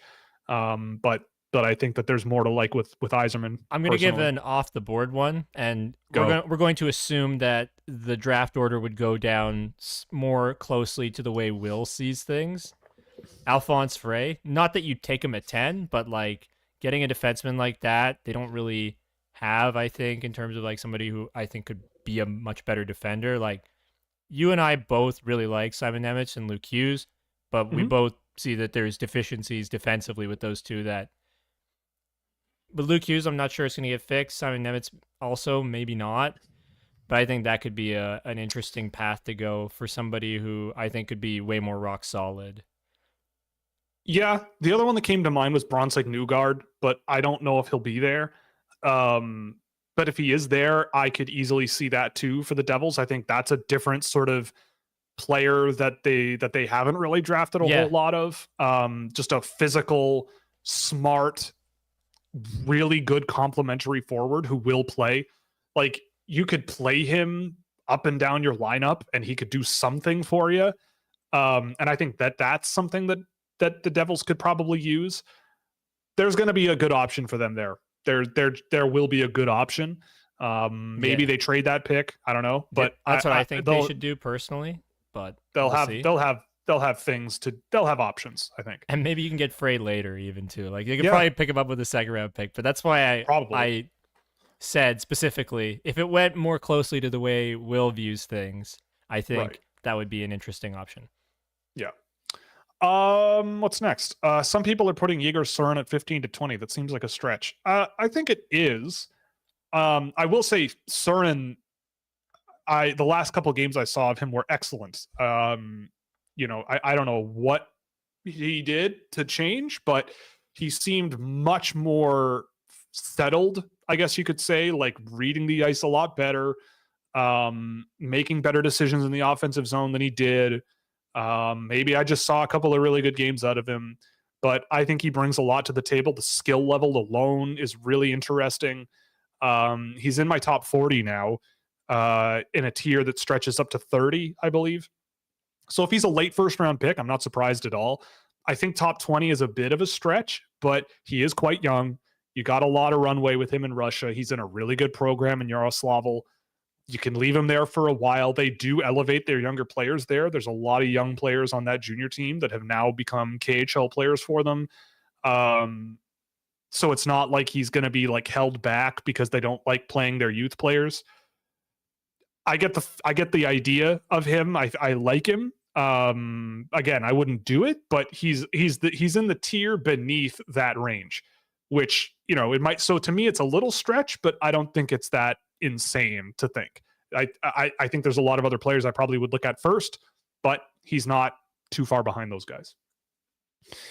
On the Athletics Regular Hockey Prospects podcast, Scott Wheeler gave you a quick shout out, wondering if you guys are connected with him or any other prospect writers for consulting and such. So not directly, and yeah, I did hear that. So big shout out to Scott Wheeler. Thanks for that as well. So big fan of that. Yeah, and like we've had Scott on the show before. Scott's great. You know, I have a lot of respect for Scott. He puts a lot of his I respect Scott because he has his way of thinking and doing things, and he shares that with people. Like he makes it very clear that this is what I am looking for and this is what I like to see. And I see where he comes from on a lot of things. I may not agree with all of it, but that would make no sense if everybody just agreed on everything, especially with how noisy the NHL draft can be. So I get that totally. And you can tell that he does the work and he tells stories about players that are legitimately very interesting. But no, there's no direct, real sort of relationship. But he may or may not be coming on the program in the coming weeks. Yeah, so maybe there's a chance, you know, maybe.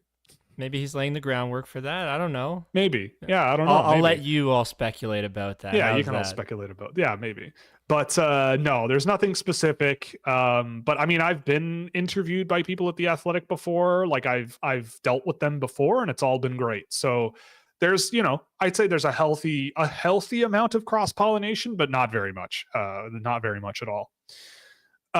Do you guys think this year's defensive crop is overrated? Yeah, a little bit.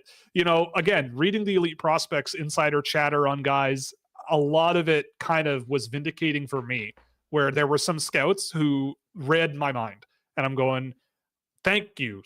Thank you for saying what was in my head about these players. I feel insane. Like, it's often the players who score a lot of points, and a lot of scouts are going, yeah, but there's this and this and this, and that is problematic that could hold him back. And I'm going, yes, thank you. God, like Lev Shinov's a really good example. There was a couple of quotes in there from people wondering about just how much of an impact he'll be in the NHL, or if he'll be more of the noise in the background of an NHL team. Like a good player, you want him on your team, but you drafted him second overall and you go, you know, we could have probably yeah, and I think overrated comes down to what you value. For us, it would be, right? But for others, you value that physicality, that meaner, harder style of defenseman, then maybe not. But for our taste, definitely. Yes. And I think there's a lot of players who are quite raw. And I think there's a lot of players that people are putting a lot of faith in. Like a lot of faith. I think there's a lot of players here where people are going, it'll be fine. It'll work itself out. We'll develop. We'll use the big D word. We'll develop the player. We'll get there. Don't worry about it. We know that this is a problem now, but it'll be fine. You know, okay.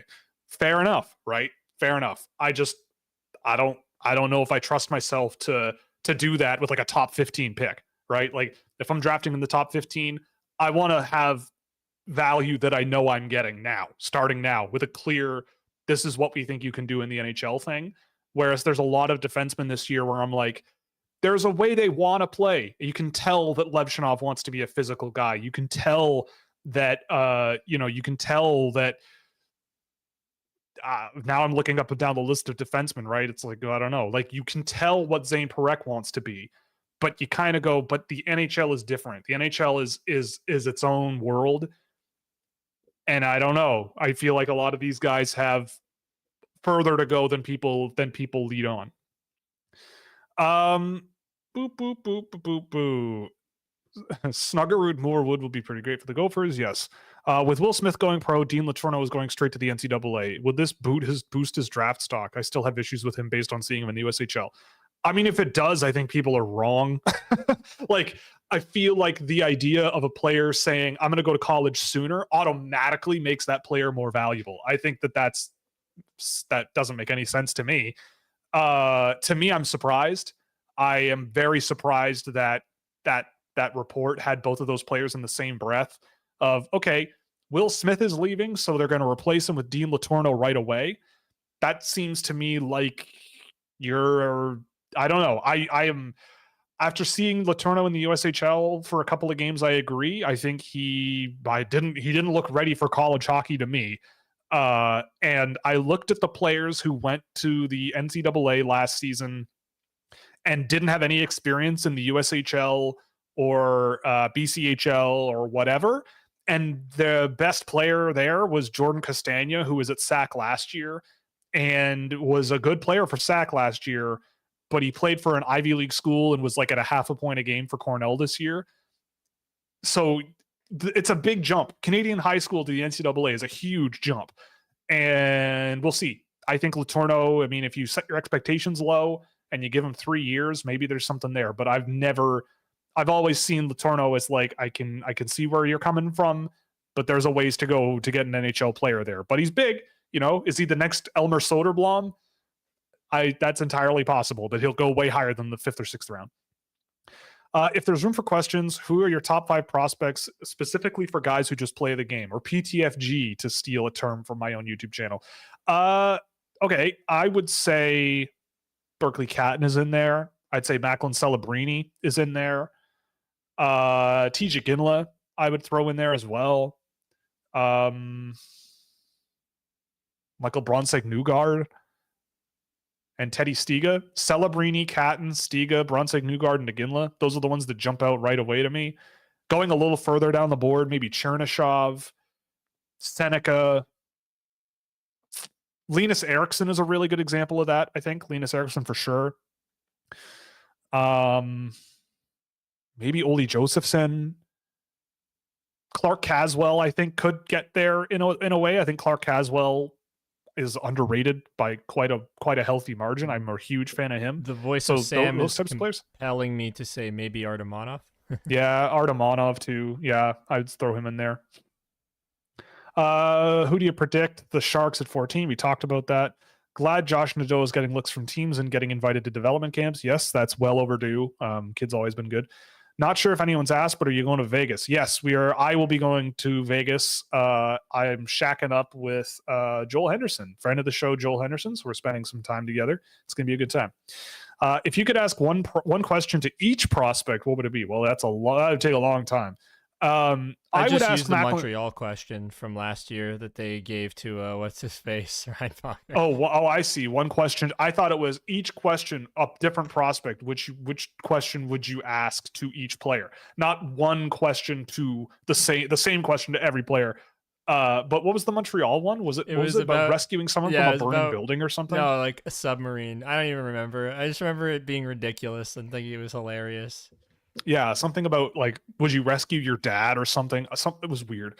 It was about like being in the army and like saving the person, or like is completing the mission more important or saving the person that you work with? I think it was along the lines of that. Right. But I don't know what I'd ask. Honestly, I would ask, what do you do for fun? Like, that's a good one.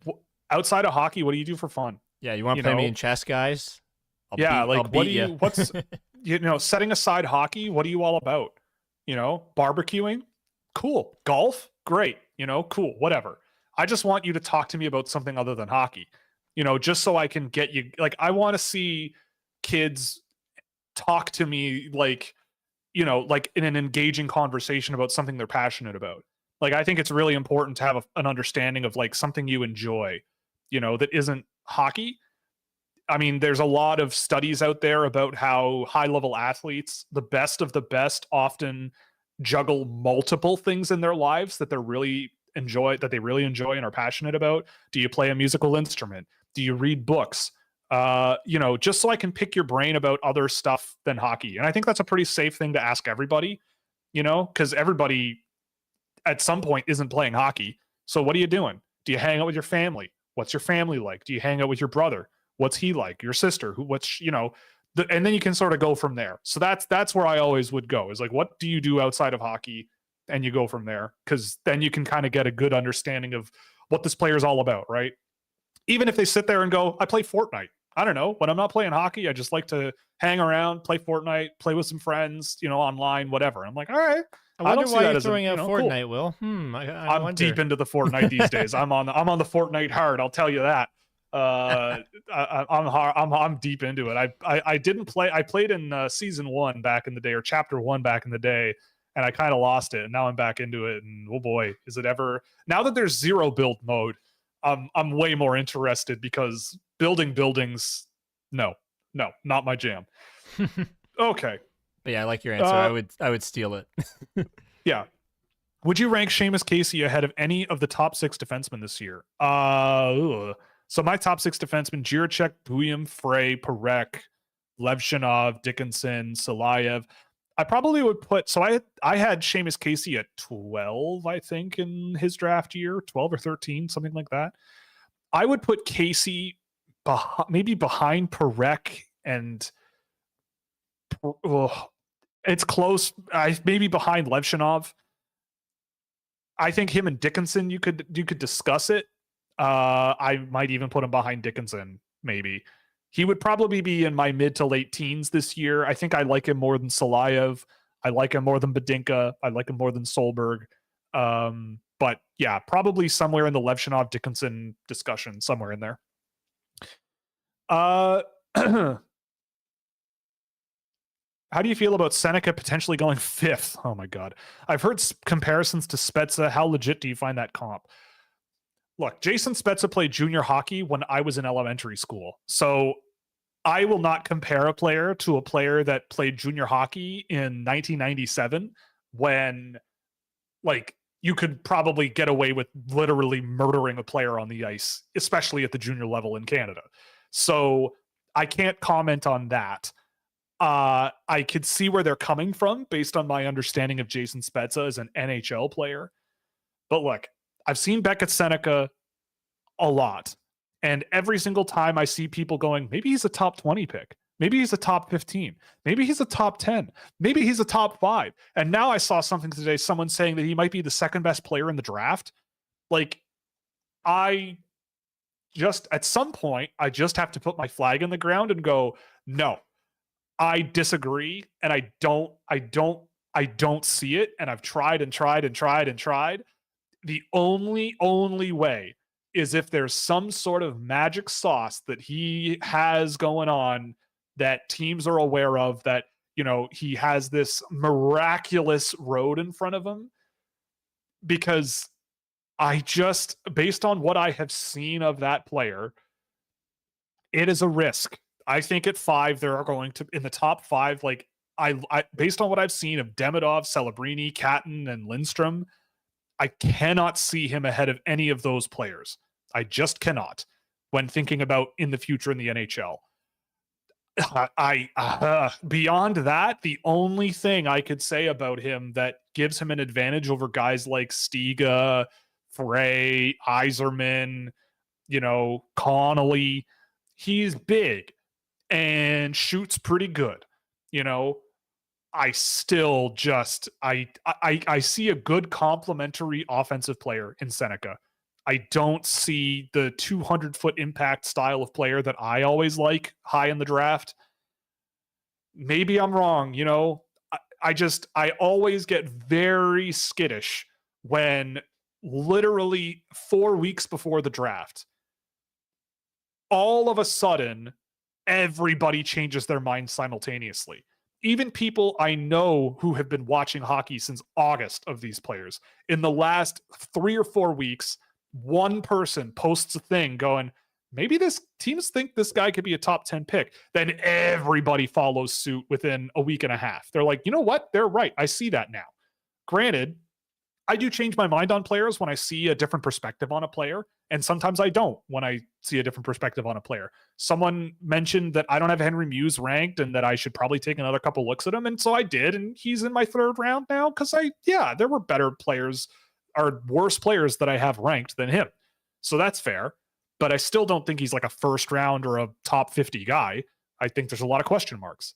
To me, I do really look at that and I just sort of get really skeptical because it's like, well, you guys have been doing this all season, right? Like, did Beckett Seneca just in the last 2 months become unbelievable? Like, better than all of these other guys who have been great for 7 months? Like, maybe. I don't think he's, based on what I've seen in the last couple of months, he had a great playoff, but like, I don't think he was like unbelievable. I don't know. Maybe I'm wrong. I've been wrong before, but again, it's a top 5 draft pick. If you're drafting in the top 5, you better be dang sure that that's going to be a major core central piece to your team. I'm not sure that Seneca's quite there. He's in my top 20. I think that's fair. I've seen him a bunch of times. I disagree with people talking about top 5 or higher now. Maybe it happens, but I don't know. It just feels like he's the flavor of the week. And also, like, focusing on his playoff performance, there are plenty of players who didn't go that deep in the playoffs who don't have the luxury of that amount of attention. And I feel like that's also very scary territory, let alone the players who did go deep in the playoffs or whatever, but it was a month and a half ago or 2 months ago and they haven't played since because their leagues are well done now. I don't know. I just think you're just asking for biases and big question marks personally.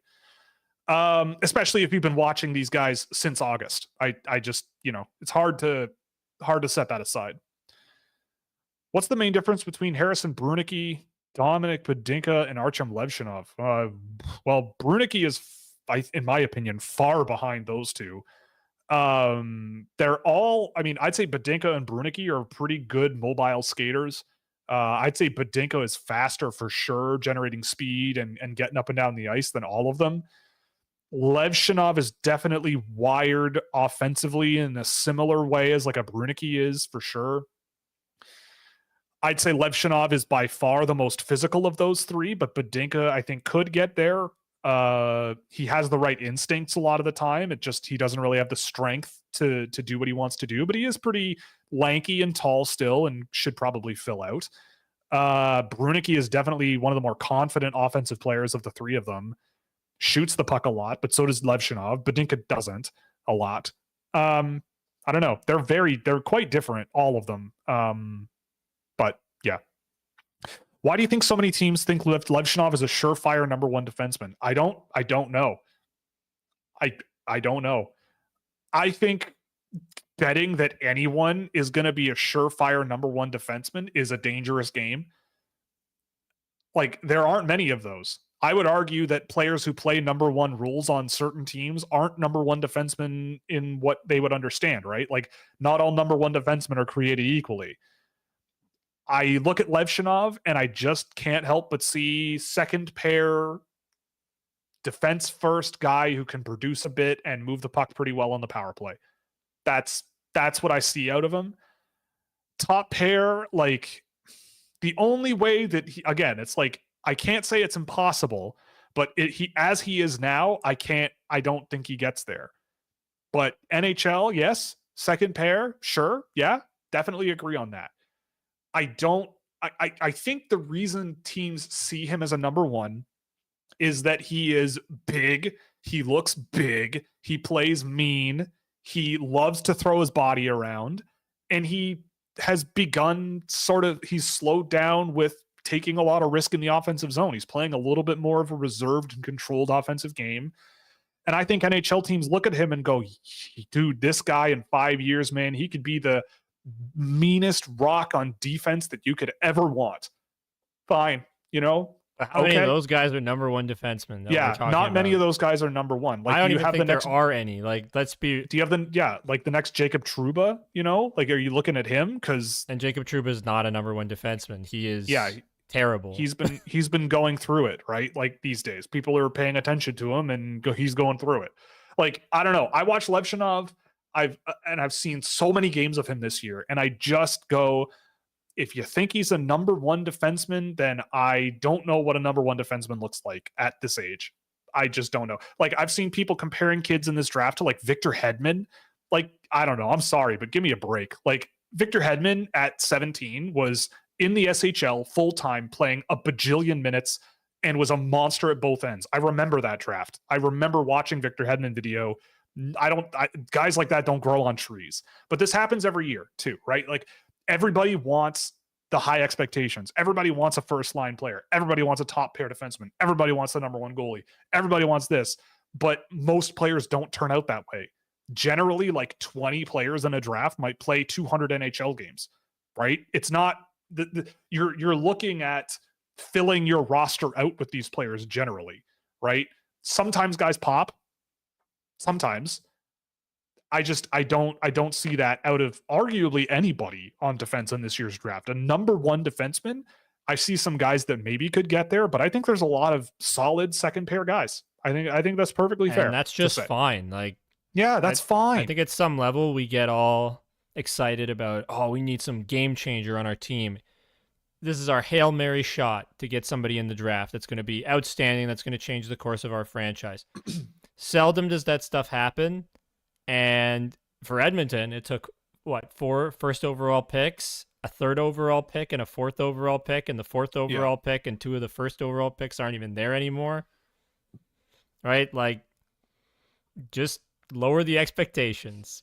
Yeah. And like, it's okay. You get good players that you Yeah. can like and you can appreciate and enjoy. They just don't have to be these world beaters. They can be your Timothy Lilligrens, who Will and Yeah. I love. We love Timothy Lilligren. We wax poetic about him all the time. We wax poetic about Nick Robertson.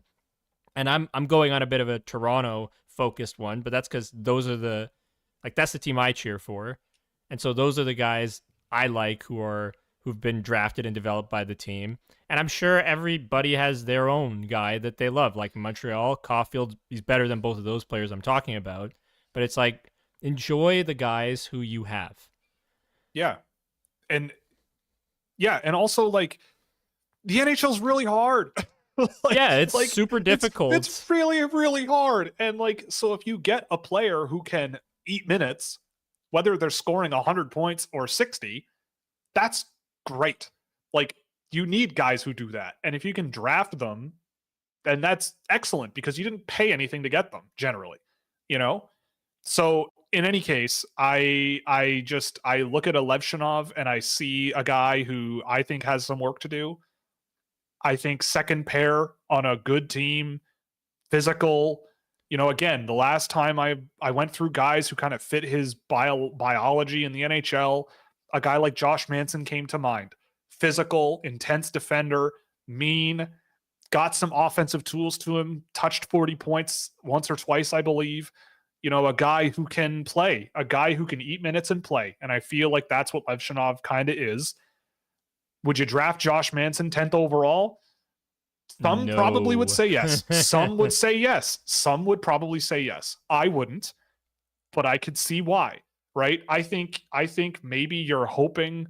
I don't know. I just don't know who it is in the NHL that is like a Levshinov that is playing first number one pair minutes. I don't know. I'm sure an NHL team may try with him, but I just don't think that's him. I don't know. The NHL is weird. It's tough. And it also comes down to just who's going to do that job. It's not always the high draft picks that get that job sometimes. I don't know. It's too murky to say. So I don't really delve into that world a whole lot, or I never go into that with players like going, well, this player I think is going to be a number one defenseman. It's like, maybe they could get there, maybe they could get there. But if you set your bar up here and you kind of get excited and the player's actually down here and they have to make up that gap, that is a detriment. Whereas if you're like, well, our understanding is that you are here. Let's go from here and build and build and build and build and build. Not set the expectation of this guy's going to be in our top pair one day and we know it. It's like, let's incrementally get up from here and bring you along at a pace that you're comfortable with because we think you're really good and we will just be patient and whatever. Like, I don't think there's anything wrong with that type of outlook. Yeah. And the only guys that are like, there's some guys that are undeniable that you can't ignore, like McDavid, like Bedard, and then even Matthews to an extent. Yeah. But like most of the time, it's not really isn't that way. Yeah. Does Luke Misa still have upside? I always liked his skating. Yes, I think so. I think Luke Misa is a great example of a player who everybody thinks is top six or bust, but in my world could play on my third or fourth line. I would want him to get a little heavier. I would want him to be a little more physical and a little bit, especially resilient on the puck. But that guy's one of the best forecheckers in the draft on paper to me. He is fast. He's skilled. He's creative. There's lots to love. I don't understand why he's unranked by some people. I don't understand why he's a third, fourth, fifth round pick to a lot of people. If that's the case, I'm happy to add him to my team. I don't know. I don't have a good answer for you. I mean, after watching some video of him this week, there are some holes in his game and there are some issues for sure that could hold him back. But I still remain very confident that Misa is at the very least, in my world, I would sit him down and be like, buddy, people think you're a top 6 or bust. We think that, if you wired yourself the right way and you play the way that you can on every single night, every single shift, then yeah, you could be a bottom 6 NHLer and provide some offensive pop along with it. I don't think there's anything wrong with that type of a player, personally. Yeah, and I think showing belief in players too, and just saying, look, we know what the noise is around you, but we feel this way, and we hope you feel this way too, and we're willing to take a shot on you, so prove us right.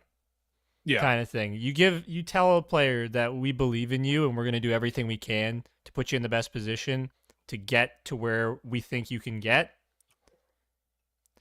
Good players that we've talked about in terms of like having that mentality and mindset will take that and they'll run with it. They'll go and they'll try their darndest to prove you right. Yeah.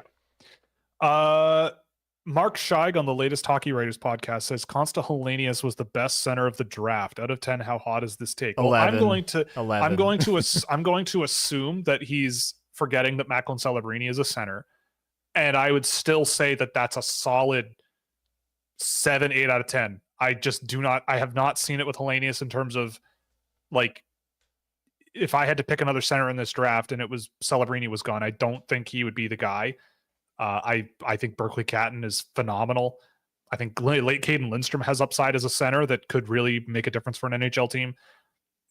Hellenius, I've seen too many gaps in his game. Like I think he's a guy who needs to develop well. I'm not confident at all in the idea that he's going to become one of the best players to come out of this draft. I just don't have that confidence. Is it possible? Sure. It's not impossible for anybody, but I think that for him, I wouldn't put him up at that level.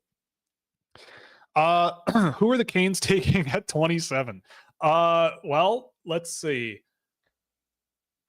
Alphonse Frey. Yeah, Alphonse Frey. No, they'll probably take like I don't know. Oh God, I don't know.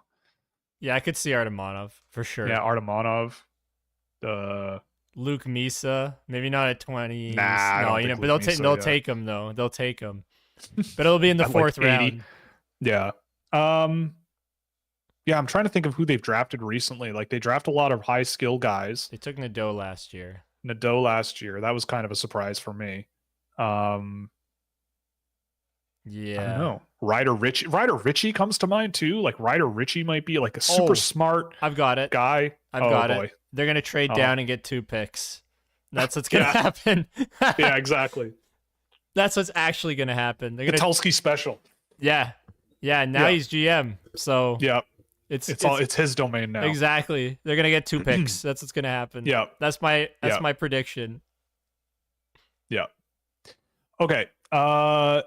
To build a cup contending team, you need a balance of talent and hard workers. Yes, that's true. What did you think of Lafreniere in the playoffs, and is he going to live up to the pre-draft hype now? Where do you see his career going, and what do you think finally clicked? Okay, so great question. I loved him in the playoffs. I thought Lafreniere, like the thing about Lafreniere that was always the issue for me is that he played like he didn't need to try. Like he played as though he was the best player on the ice, and he knew it all of the time. The NHL, but in Quebec, you can do that if you're super, super skilled and you stay a step ahead of your competition. He gets to the NHL right away. It's fast, it's heavy, it's physical. He's not built out yet. He's not that quick. He really kind of evolved into a puck touch guy, kind of like Slafkovsky kind of has, where it's like, you give me the puck, I'll find a way to hit a guy in stride. I'll go to the net, I'll keep my game simple, and I'll do well. And that's what's happening. With Lafreniere, I think he has gotten a lot stronger physically. I think that's the biggest change I've noticed. He is much more active in play as well. That's another thing I've noticed too. He's much, much more active in play, especially on the forecheck than he was from what I remember when he was back new in the NHL and in Quebec. So those are the things that I think have really changed. Where is he going from here? I mean, he makes a pretty decent power forward now. If you really think about it, a lot of that offense that the Rangers put together with him on the ice came off of his forechecks, came off of his body checks along the boards and in open ice. Him chasing down loose pucks, like that type of a player that can play off of the more skilled, not that he's not skilled, but off of the more higher end, high pace, high intensity guys like a Panarin or whoever, then that makes sense. I think he's elevated his game to be that sort of complementary, physical, silky playmaking kind of guy. I think that's fine. I think he's come a long way, which is great. Yeah. In terms of where he goes from here, I think he's kind of closer to what he's going to be now in the NHL, but just he'll get a little bit better, right? Like, yeah, I think he'll be a really great complementary player that kind of just hones in on what he's done so far, as Will said. And it goes back to what we were talking about earlier about when you have all the talent in the world and you rely on it so much, it becomes hard to develop that hard work. And for him, it's come for him now, right? So he's taken that step, which is a huge step. And who knows? I don't think he's going to be an 100-point scorer by any means, but could I see a guy who's a point per game complementary player? Absolutely. Like, I think that's possible, especially playing with Panarin, and if they give him power play time. He might not get that because the Rangers have a ton of really great forwards that they like on that unit, and they're all really good there. So we'll see, but he has the opportunity to go a bit higher in terms of production. Yeah. Okay. About the best fighter, apparently EJ Emery is a boxer. Yeah, EJ Emery came to mind as well. He's a pretty intense dude, and so yeah, if he's a boxer, that also factors in. But I don't think you can fight in the USHL, or at least they don't. The NTDP, you don't see many fights going on there. But if that's what he unlocks at the next level, then great. Okay. Do you think TJ Ginla has shown more high ceiling potential in his last few months of play? Yeah, I'd say so. Like the last game I saw of Ginla was great. The other one before that was also great. He's always been a good player, though. I think he's just learning how to apply his skill in a more effective way and trying to go one-on-one a little less than he usually does. But yeah, I've liked him. I think I still think that, like you mentioned, his consensus ceiling is like a second line winger. I still believe that's true. Like a good complementary second line NHL winger. I think as he plays and as he is, physical play in the NHL might be a bit of a challenge, but he's not going to give up. He's a relentless dude, which I love. He's a good player. He's in my top 10 for a reason. I think he'll be a really, really good middle six player that can do a bunch of different things really well.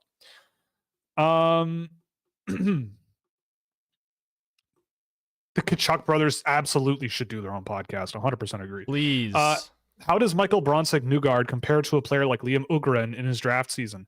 Good comparison. Like, I think there's a lot of similarities there. I think Ugren was a little bit more higher pace guy, better skater in a straight line, but not as physical, not as intelligent off the puck, I would say. I think he was a better puck mover than Bronsick-Newgard, but Newgard is better like at keeping it simple, I would say. Ogren was a higher end playmaker and everything, but Bronsick-Newgard just keeps it simple and effective. But they're in the same boat, I would say. Pretty simple. I saw Connolly listed at 156 pounds at 6 feet. I mean, that's slender. That's slender, man. Is Lindstrom being propped up by good line mates? I mean, in a sense, sometimes, but he's as an individual player, he's amazing. I think as an individual player, the talent is amazing. He elevates other players too, as well, just as much as he gets elevated by others. They've got a good team in Medicine Hat, a good young team. Are Greentree and Gavin Hayes in the same mold as Will Cooley, or do they have more of a ceiling? I don't think those two guys are quite in the same boat. I think Will Cooley is a zoom, kaboom guy. You put him over the boards, he's going to crash and bang. Greentree doesn't do that. Greentree is much more of a Matt Nyes style player. Like, I'm going to stick my bum out and no one's going to be able to touch me and I'm going to make a play. That's the type of player you're looking at with him. I think Gavin Hayes is a little bit more skilled and a little bit more sort of finesse oriented, but I also haven't seen Gavin Hayes in a long time. Will Stiga be around at 34 for the Hawks? Who do you have ranked higher, Stiga or Solberg? I have Stiga higher. I think Stiga there's a chance he's there at 34. I would be extremely happy if I'm Chicago, if Stiga is a guy I can get in the second round as well as a Demidov. That would be just dumb. Dumidov.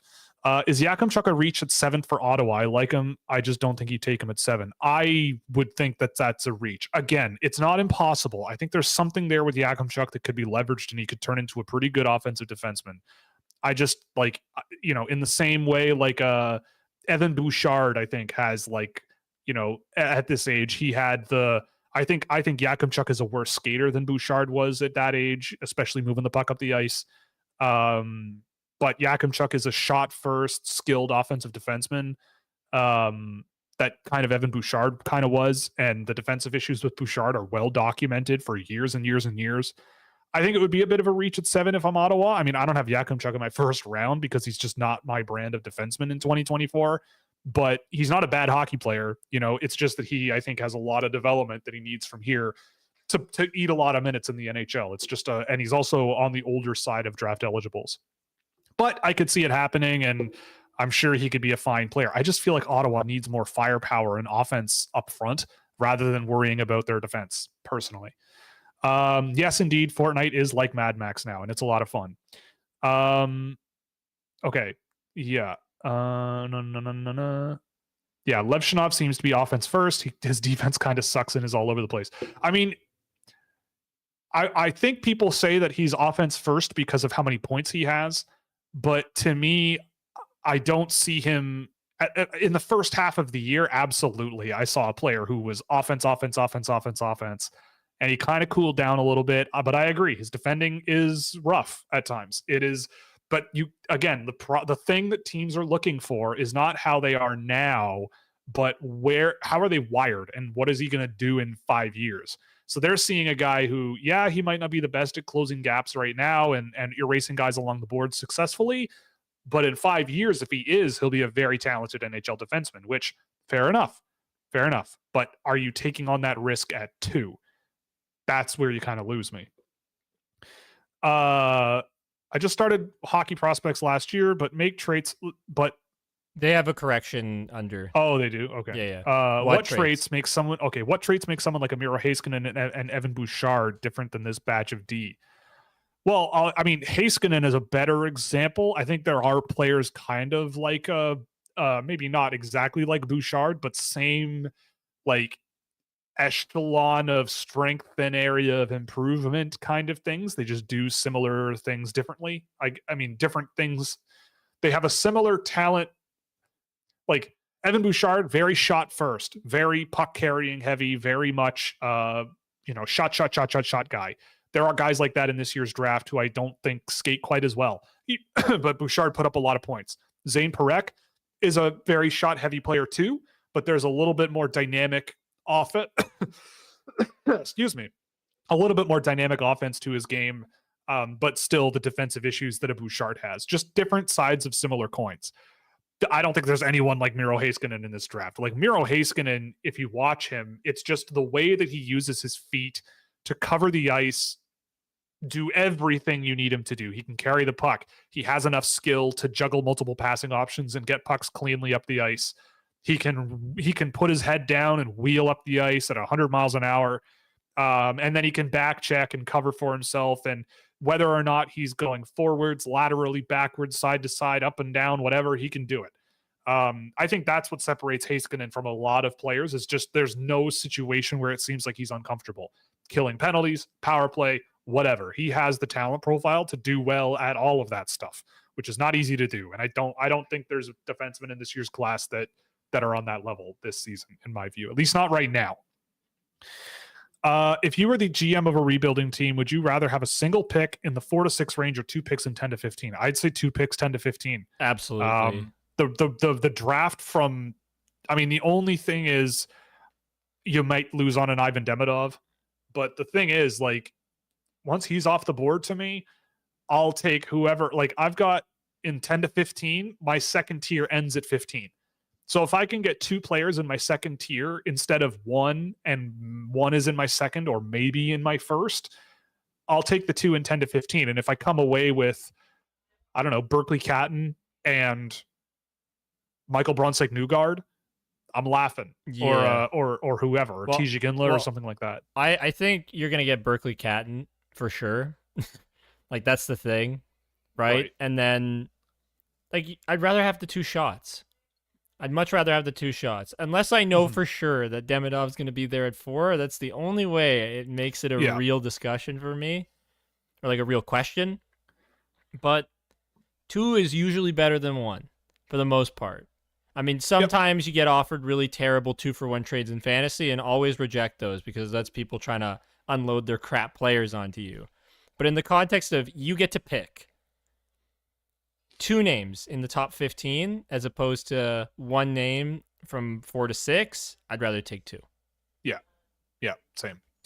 Are you concerned at all about Ivan Demidov's skating style? He may be susceptible to a lot of big hits opening his skates up like that. No. Like, I think it's also changed a lot over the course of this season. Like, he definitely overdid it on that kind of thing and was goofing around too much. I don't think he does that anymore. I think his production exploded from already what it was because he simplified things and just started going, you know what? Like, I'm just going to play hockey now. I'm just going to go out there and go up the ice and make plays and everything. And I think it got a lot better. And I think he's applying that weird sort of open-toed skating style a lot better. Like there are situations where that's necessary, right? Pass receptions on poor passes, or there's all kinds of things where opening your feet up and corralling a puck in that way, or trying to get secondary views of the offensive zone if you're trying to make a play, it's useful. I mean, personally though, like, look, even if his skating style is troublesome, his numbers are so ridiculously good, even setting aside the points, that if that improves, then everything else gets even better. So why am I concerned, right? Like, it's not like he is bad now because of the skating style, right? He's not Antonio Stranges, right? Like he's not doing this all the time for no particular reason and getting no results whatsoever, right? Like that's not what's happening. It's the opposite, right? So I'm not super concerned. And also, like, he's been learning how to take hits a lot better over the course of this year. I thought in the playoffs he got a lot more resilient and a lot more physical himself. Unfortunately, it ended in an injury.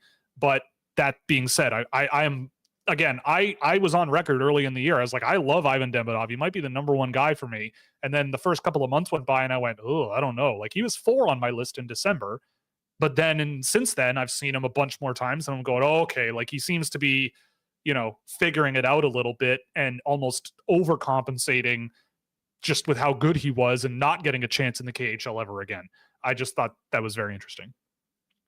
Okay, with all due respect, could it be possible that Carolina drafts a lot of internet darlings because they also scout with fewer resources like live viewings, coaches, players, interviews, and medicals?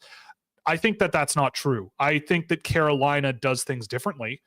Carolina, I know, does things quite differently from a lot of teams. I think, and I also think they don't really draft a lot of internet darlings. Like they drafted Felix Unger-Sorum in the 2nd round last year. Most people had him towards the 3rd and onwards. Brad Nadeau, not many people had in the 1st round. I didn't. There was only really a couple of drafts there where they drafted like those internet darling guys.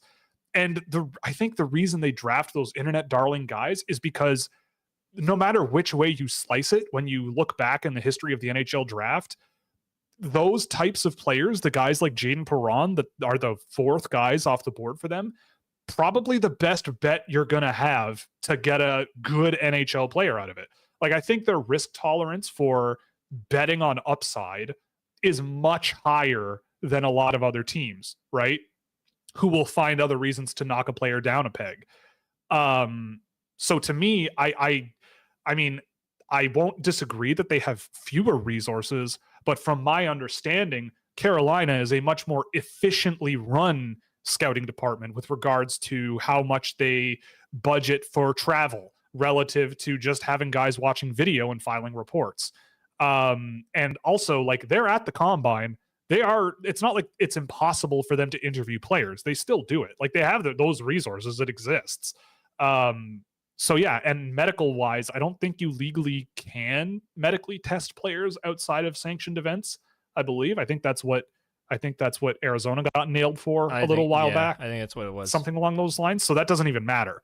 So to me, and I mean, I don't take any disrespect from this at all. I mean, I get where you're coming from. But I don't think they have fewer resources in the way that people are portraying it. I think it's more that they just are really focused on efficiency. And I think they understand that the gains that you get from saving some money with your scouting staff in terms of travel budget and all those things that are expensive. And instead you have guys who are often, more at home and everything, then yeah, I think they just focus on efficiency more than anything. And when you do that, they also have a lot of data tools that the public doesn't have access to because Eric Tulsky is a wizard. He's a math wizard. And I'm sure they've built tools that we don't have access to that also probably come to the similar conclusions that people like me come to, where it's like, yeah, other teams might go out and draft all these we'll see dudes, 6'6" guys who are Bambi and maybe they'll be good, but they'll just sort of hedge their bets and go, okay, we don't really, maybe they don't have the resources to develop those players tremendously. So they just go, well, let's focus on the guys that we don't need to devote a ton of resources to. And oftentimes those are players who are just better and further along now. So they end up drafting the ones that the public likes because, yeah, I don't know. And also, I feel like also a lot of public people are watching a bunch of different regions, whereas a lot of NHL teams, and I believe Carolina is similar, they have scouts who are focused on specific regions. And when you have a bunch of people focused on specific regions, you can get a bit of lack of cross-pollination. Granted, I know Carolina isn't exactly like other teams in that sense. They do have a lot of crossover guys, and everyone's kind of responsible, it seems, to be a bit of a crossover. But yeah, they have their wheelhouse though. Anyway, but yeah, I mean, it's there's some grain of truth there. And also, it's like, wouldn't Ottawa be doing more similar things too? Right? Like, I just think Carolina's on a different level. Yeah, if you want to talk about limited resources, Ottawa is where you kind of point. At least more recently. Yeah. Hello, Yuha. Brad Lambert, make it or break it. Where do you see him going next? Stood out in the AHL. Starts to look solid again with the potential. How do you like him now?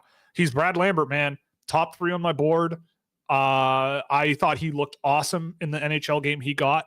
He did not look out of place whatsoever. He got a point. Could have had more than a point in that game, in my opinion. I remember it.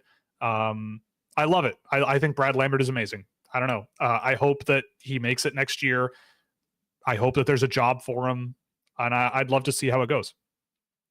Where would Reinbacher rank for you in the draft? Sorry if it's a repeat question. So Reinbacher probably would fit in the 10 to 15 range, like with Parekh, Levshinov, Dickinson, somewhere in there. I'm not exactly sure where. And probably clarify just because you had him ranked lower, a lot lower than in the 20s. Yeah, last year. Yeah, I had him in the 20s last year, but this year probably in the 10 to 15 in this year's crop of players, something like that. Are you concerned at all about Demidov? Oh no, I read that already. Where do you see AJ Spellacy in this draft? I actually just have started watching him recently. I know Elite Prospects had him ranked, and a few other people were telling me that he was kind of neat. Tony Ferrari, for example, who has the Spitfires, unfortunately, in his backyard. I like his name. I like Spellacy. Yeah, he's got a good name. Tall and fast though, like really tall, really fast kid. Surprisingly creative playmaker as well. I tracked a couple of games of him this past week and I thought he looked pretty good. He's on my list now, not super high, but he's a big guy that I would be willing to bet on. I think there's a lot of potential with him that you could work on. He'll get tons of ice time in Windsor. I'm a fan. I like him a lot.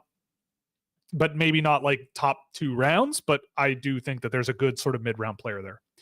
What did you think of Riley Height's development from last year to this year? Honestly, I can't give you a good answer. I didn't see enough of Riley Height this year to give you a good answer of that. It seems like he's a hair quicker. He's a little bit more defensively engaged, but the skill was always not the problem, and that's just benefited him further as well. Setting up Tarek Parasak all season long. I mean, I'm half joking, but where do you see Kiwi Haru landing, or how far is he dropping? In my book, people don't understand how much and for how long a knee injury, especially young growing players, will affect their play. I don't think it's quite the knee injury that spooks Aaron Kiwi Haru so much as Aaron Kiwi Haru spooks folks. I went and watched 3 of the games he played at the U18s. I've tracked one of them. I've got another one to do before the draft. I will say, like, Kiwi Haru's ability to pass the puck and see the ice is super, super high end, really impressive. He knows what to do and when, and he executes his plays well.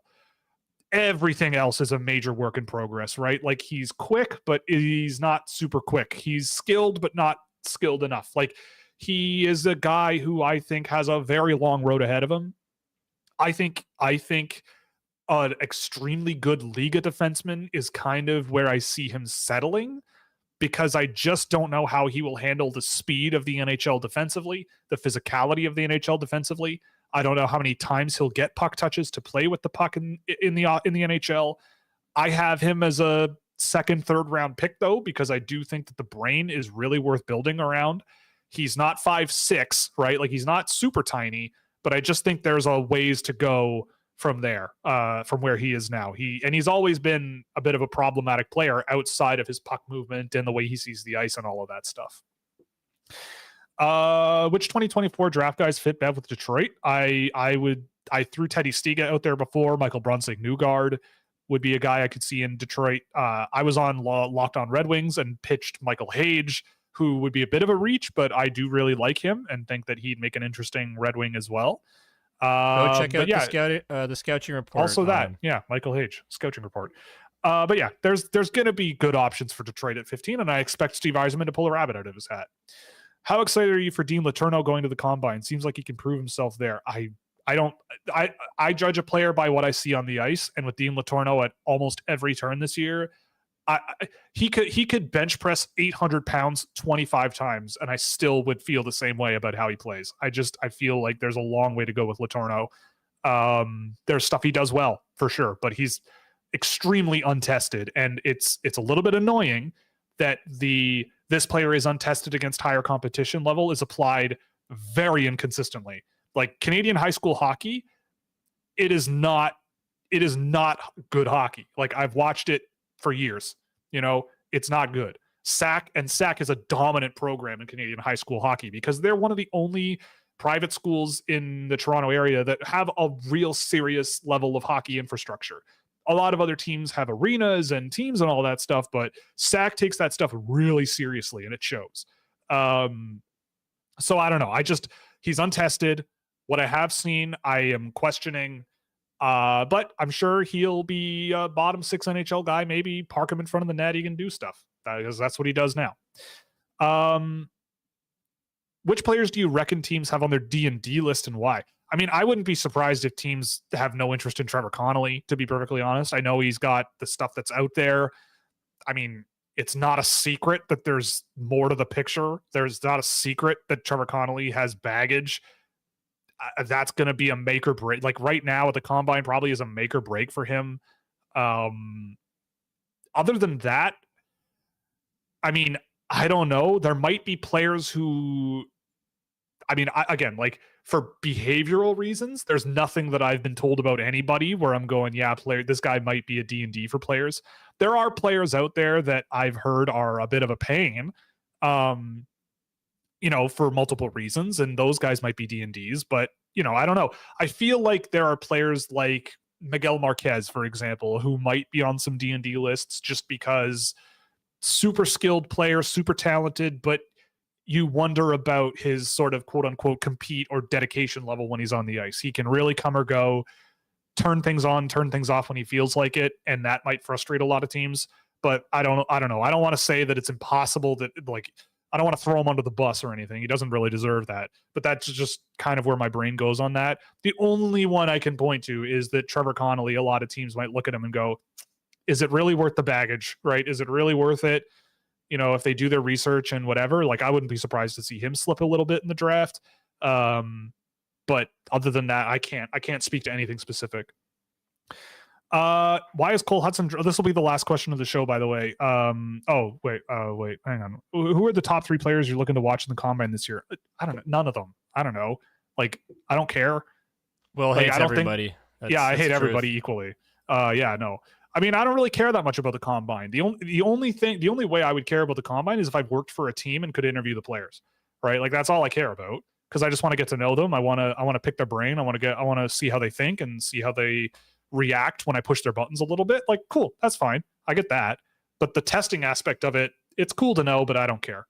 all of that stuff. It's all stuff you can work on in the gym anyway. So what's the difference? But we do appreciate the kind words you sent. It is true. Yes, it is true. Yeah, we appreciate that. Like Sam Bennett couldn't do a chin up. That was the world famous thing. And now look at him. He's concussing Brad Marchand. He's concussing Brad Marchand, right? Like, and Matt Nyes last year. Yeah, it doesn't matter. Yeah. Why is Cole Hudson dropping so much? We'll call it a day after this. Would he be guaranteed in the first round if he was 6 feet tall? He's dropping in the draft because he's a defenseman who can't really defend all that well. He's a good neutral zone pickoff guy, but if it gets behind him, he's not a factor, and that's a problem. Again, I think teams are scared of defensemen who can't defend. And he's a guy who really kind of struggles to defend a lot, even at the U18s. Honestly, I think there are things that he does better than his brother. Honestly, I think there are things that he does that are more projectable than his brother. I like him. I think Hudson is a little bit overcorrected on by the market of like, we don't want to miss on Lane Hudson again, so Cole Hudson's a top 20 guy. To me, it's more like, well, also the people saying he's a D&D or not worth picking are also kind of missing the point. But if he's the third or fourth guy I'm drafting, I'm thrilled. I think that's where I would sit on him. Okay, one last question. Charlie Ellick's upside. Again, the EP draft guide came in handy here. People were saying like, I don't get it with him. I think he's too easy to play against. And yeah, I think Charlie Elk is a really good example of a player who advertises themselves as hard to play against, but when you look at the details, it's very easy to play against that player. You just avoid the physical stuff with him. You avoid getting baited into doing something you regret with him, and you wait for him to mess up a breakout pass and you have possession in the offensive zone. Like those types of things. Because Alec, I've seen him a bunch recently. I just haven't seen it a whole lot. On that note, we're going to take off. We're running over time anyway. I know AJ has his animal crackers to get to, and watch some Bluey. Well, he's going to watch some Bluey on TV. Eating animal crackers. When I was a kid, I watched Caillou. All right, that's how bad it was for me. Oh, no wonder you turned out the way you did. Yeah, okay, I loved Caillou. That's what my mom would put me in like a little high chair, and she'd have 30 minutes to herself, and then she'd run and then change the channel to the next one that had Caillou on. So I'd be satisfied for an hour so she could do the things she needed to do. That's what I was, all right? Goldfish and Caillou, not these animal crackers and whatever else you said. I was Animal Crackers and Sesame Street. That was my genre. Oh, okay, yeah. Fair enough. Sesame Street, yeah. Before Sesame Street went woke. When it was all badass, right? Back in the 90s when Elmo was, I don't know, whatever. I'm going off the top of my head here. But in any case... good to know you're a Caillou fan. He took my special chair. I mean, it's horrible. It is so bad. It's so bad. For anybody who doesn't know, Caillou, because it's a Quebec show in Canada, I don't know if it was big in the States, but a bald baby who just cries all the time and sobs and moans and wails. Like the whole premise of the show is here's an immature child who hasn't learned lessons about the world. You see them be immature and then they learn. And then they're slightly less immature. And then the next episode is some other situation where they throw a fit. And then you learn why they shouldn't throw a fit or whatever. That's basically the cycle. So anyway, yeah. Yep. I don't know why I liked it, but I did. I don't know, man. Bald kids? I don't know. I don't know. Yeah. You come from Italians, like the hairy Italians. And so you see like my dad was a hairless Quebecois child, and you're like, oh no, this is my jam as a child. Anyway, I don't know, we're going off the deep end here quick for sure, but in any case, we're going to call it a day. Quickly before we go, we're brought to you by Fanatics. You can use our affiliate link in the description or scan the QR code in the video to provide a small kickback to the show and anything you buy in the store. You can also support us through Puck Preps Hockey, where you get all your NCAA and CHL prospect needs. We've got USA Halinka Camp coming up next month, and there's going to be some good coverage of that, so I'll be pitching in on that as well. Fractal Hockey Consulting, which is my business for hand track player analysis and recruitment packages for the NCAA, Europe, and beyond. And of course, Scouching.ca, where you can get tons of data tools, unparalleled insights, exclusive content, access to a Discord server that's tons of fun, and get all the insight you could ever want on the NHL draft and players making their way to the NHL. Well, on that note, AJ, any final words before we call it a day until Monday when we have a special guest on the show Monday afternoon? Yeah, and before I do my main thing, I'm just going to say, guys, follow us on TikTok because we've been growing pretty well there. The reports also come out there just a day later. If you want to see them there and in mobile form, you can do it that way as well. Also, join us because this is a great little thing we got going here, and we really appreciate the kind words that you have. And if you can spare any sort of change, whatever you got, it'd be phenomenal. And we'd love to welcome you into our community in the Discord. It is true. So It is please true. do join us. So Godspeed, everyone. Yeah. And go Leafs go. To the golf course.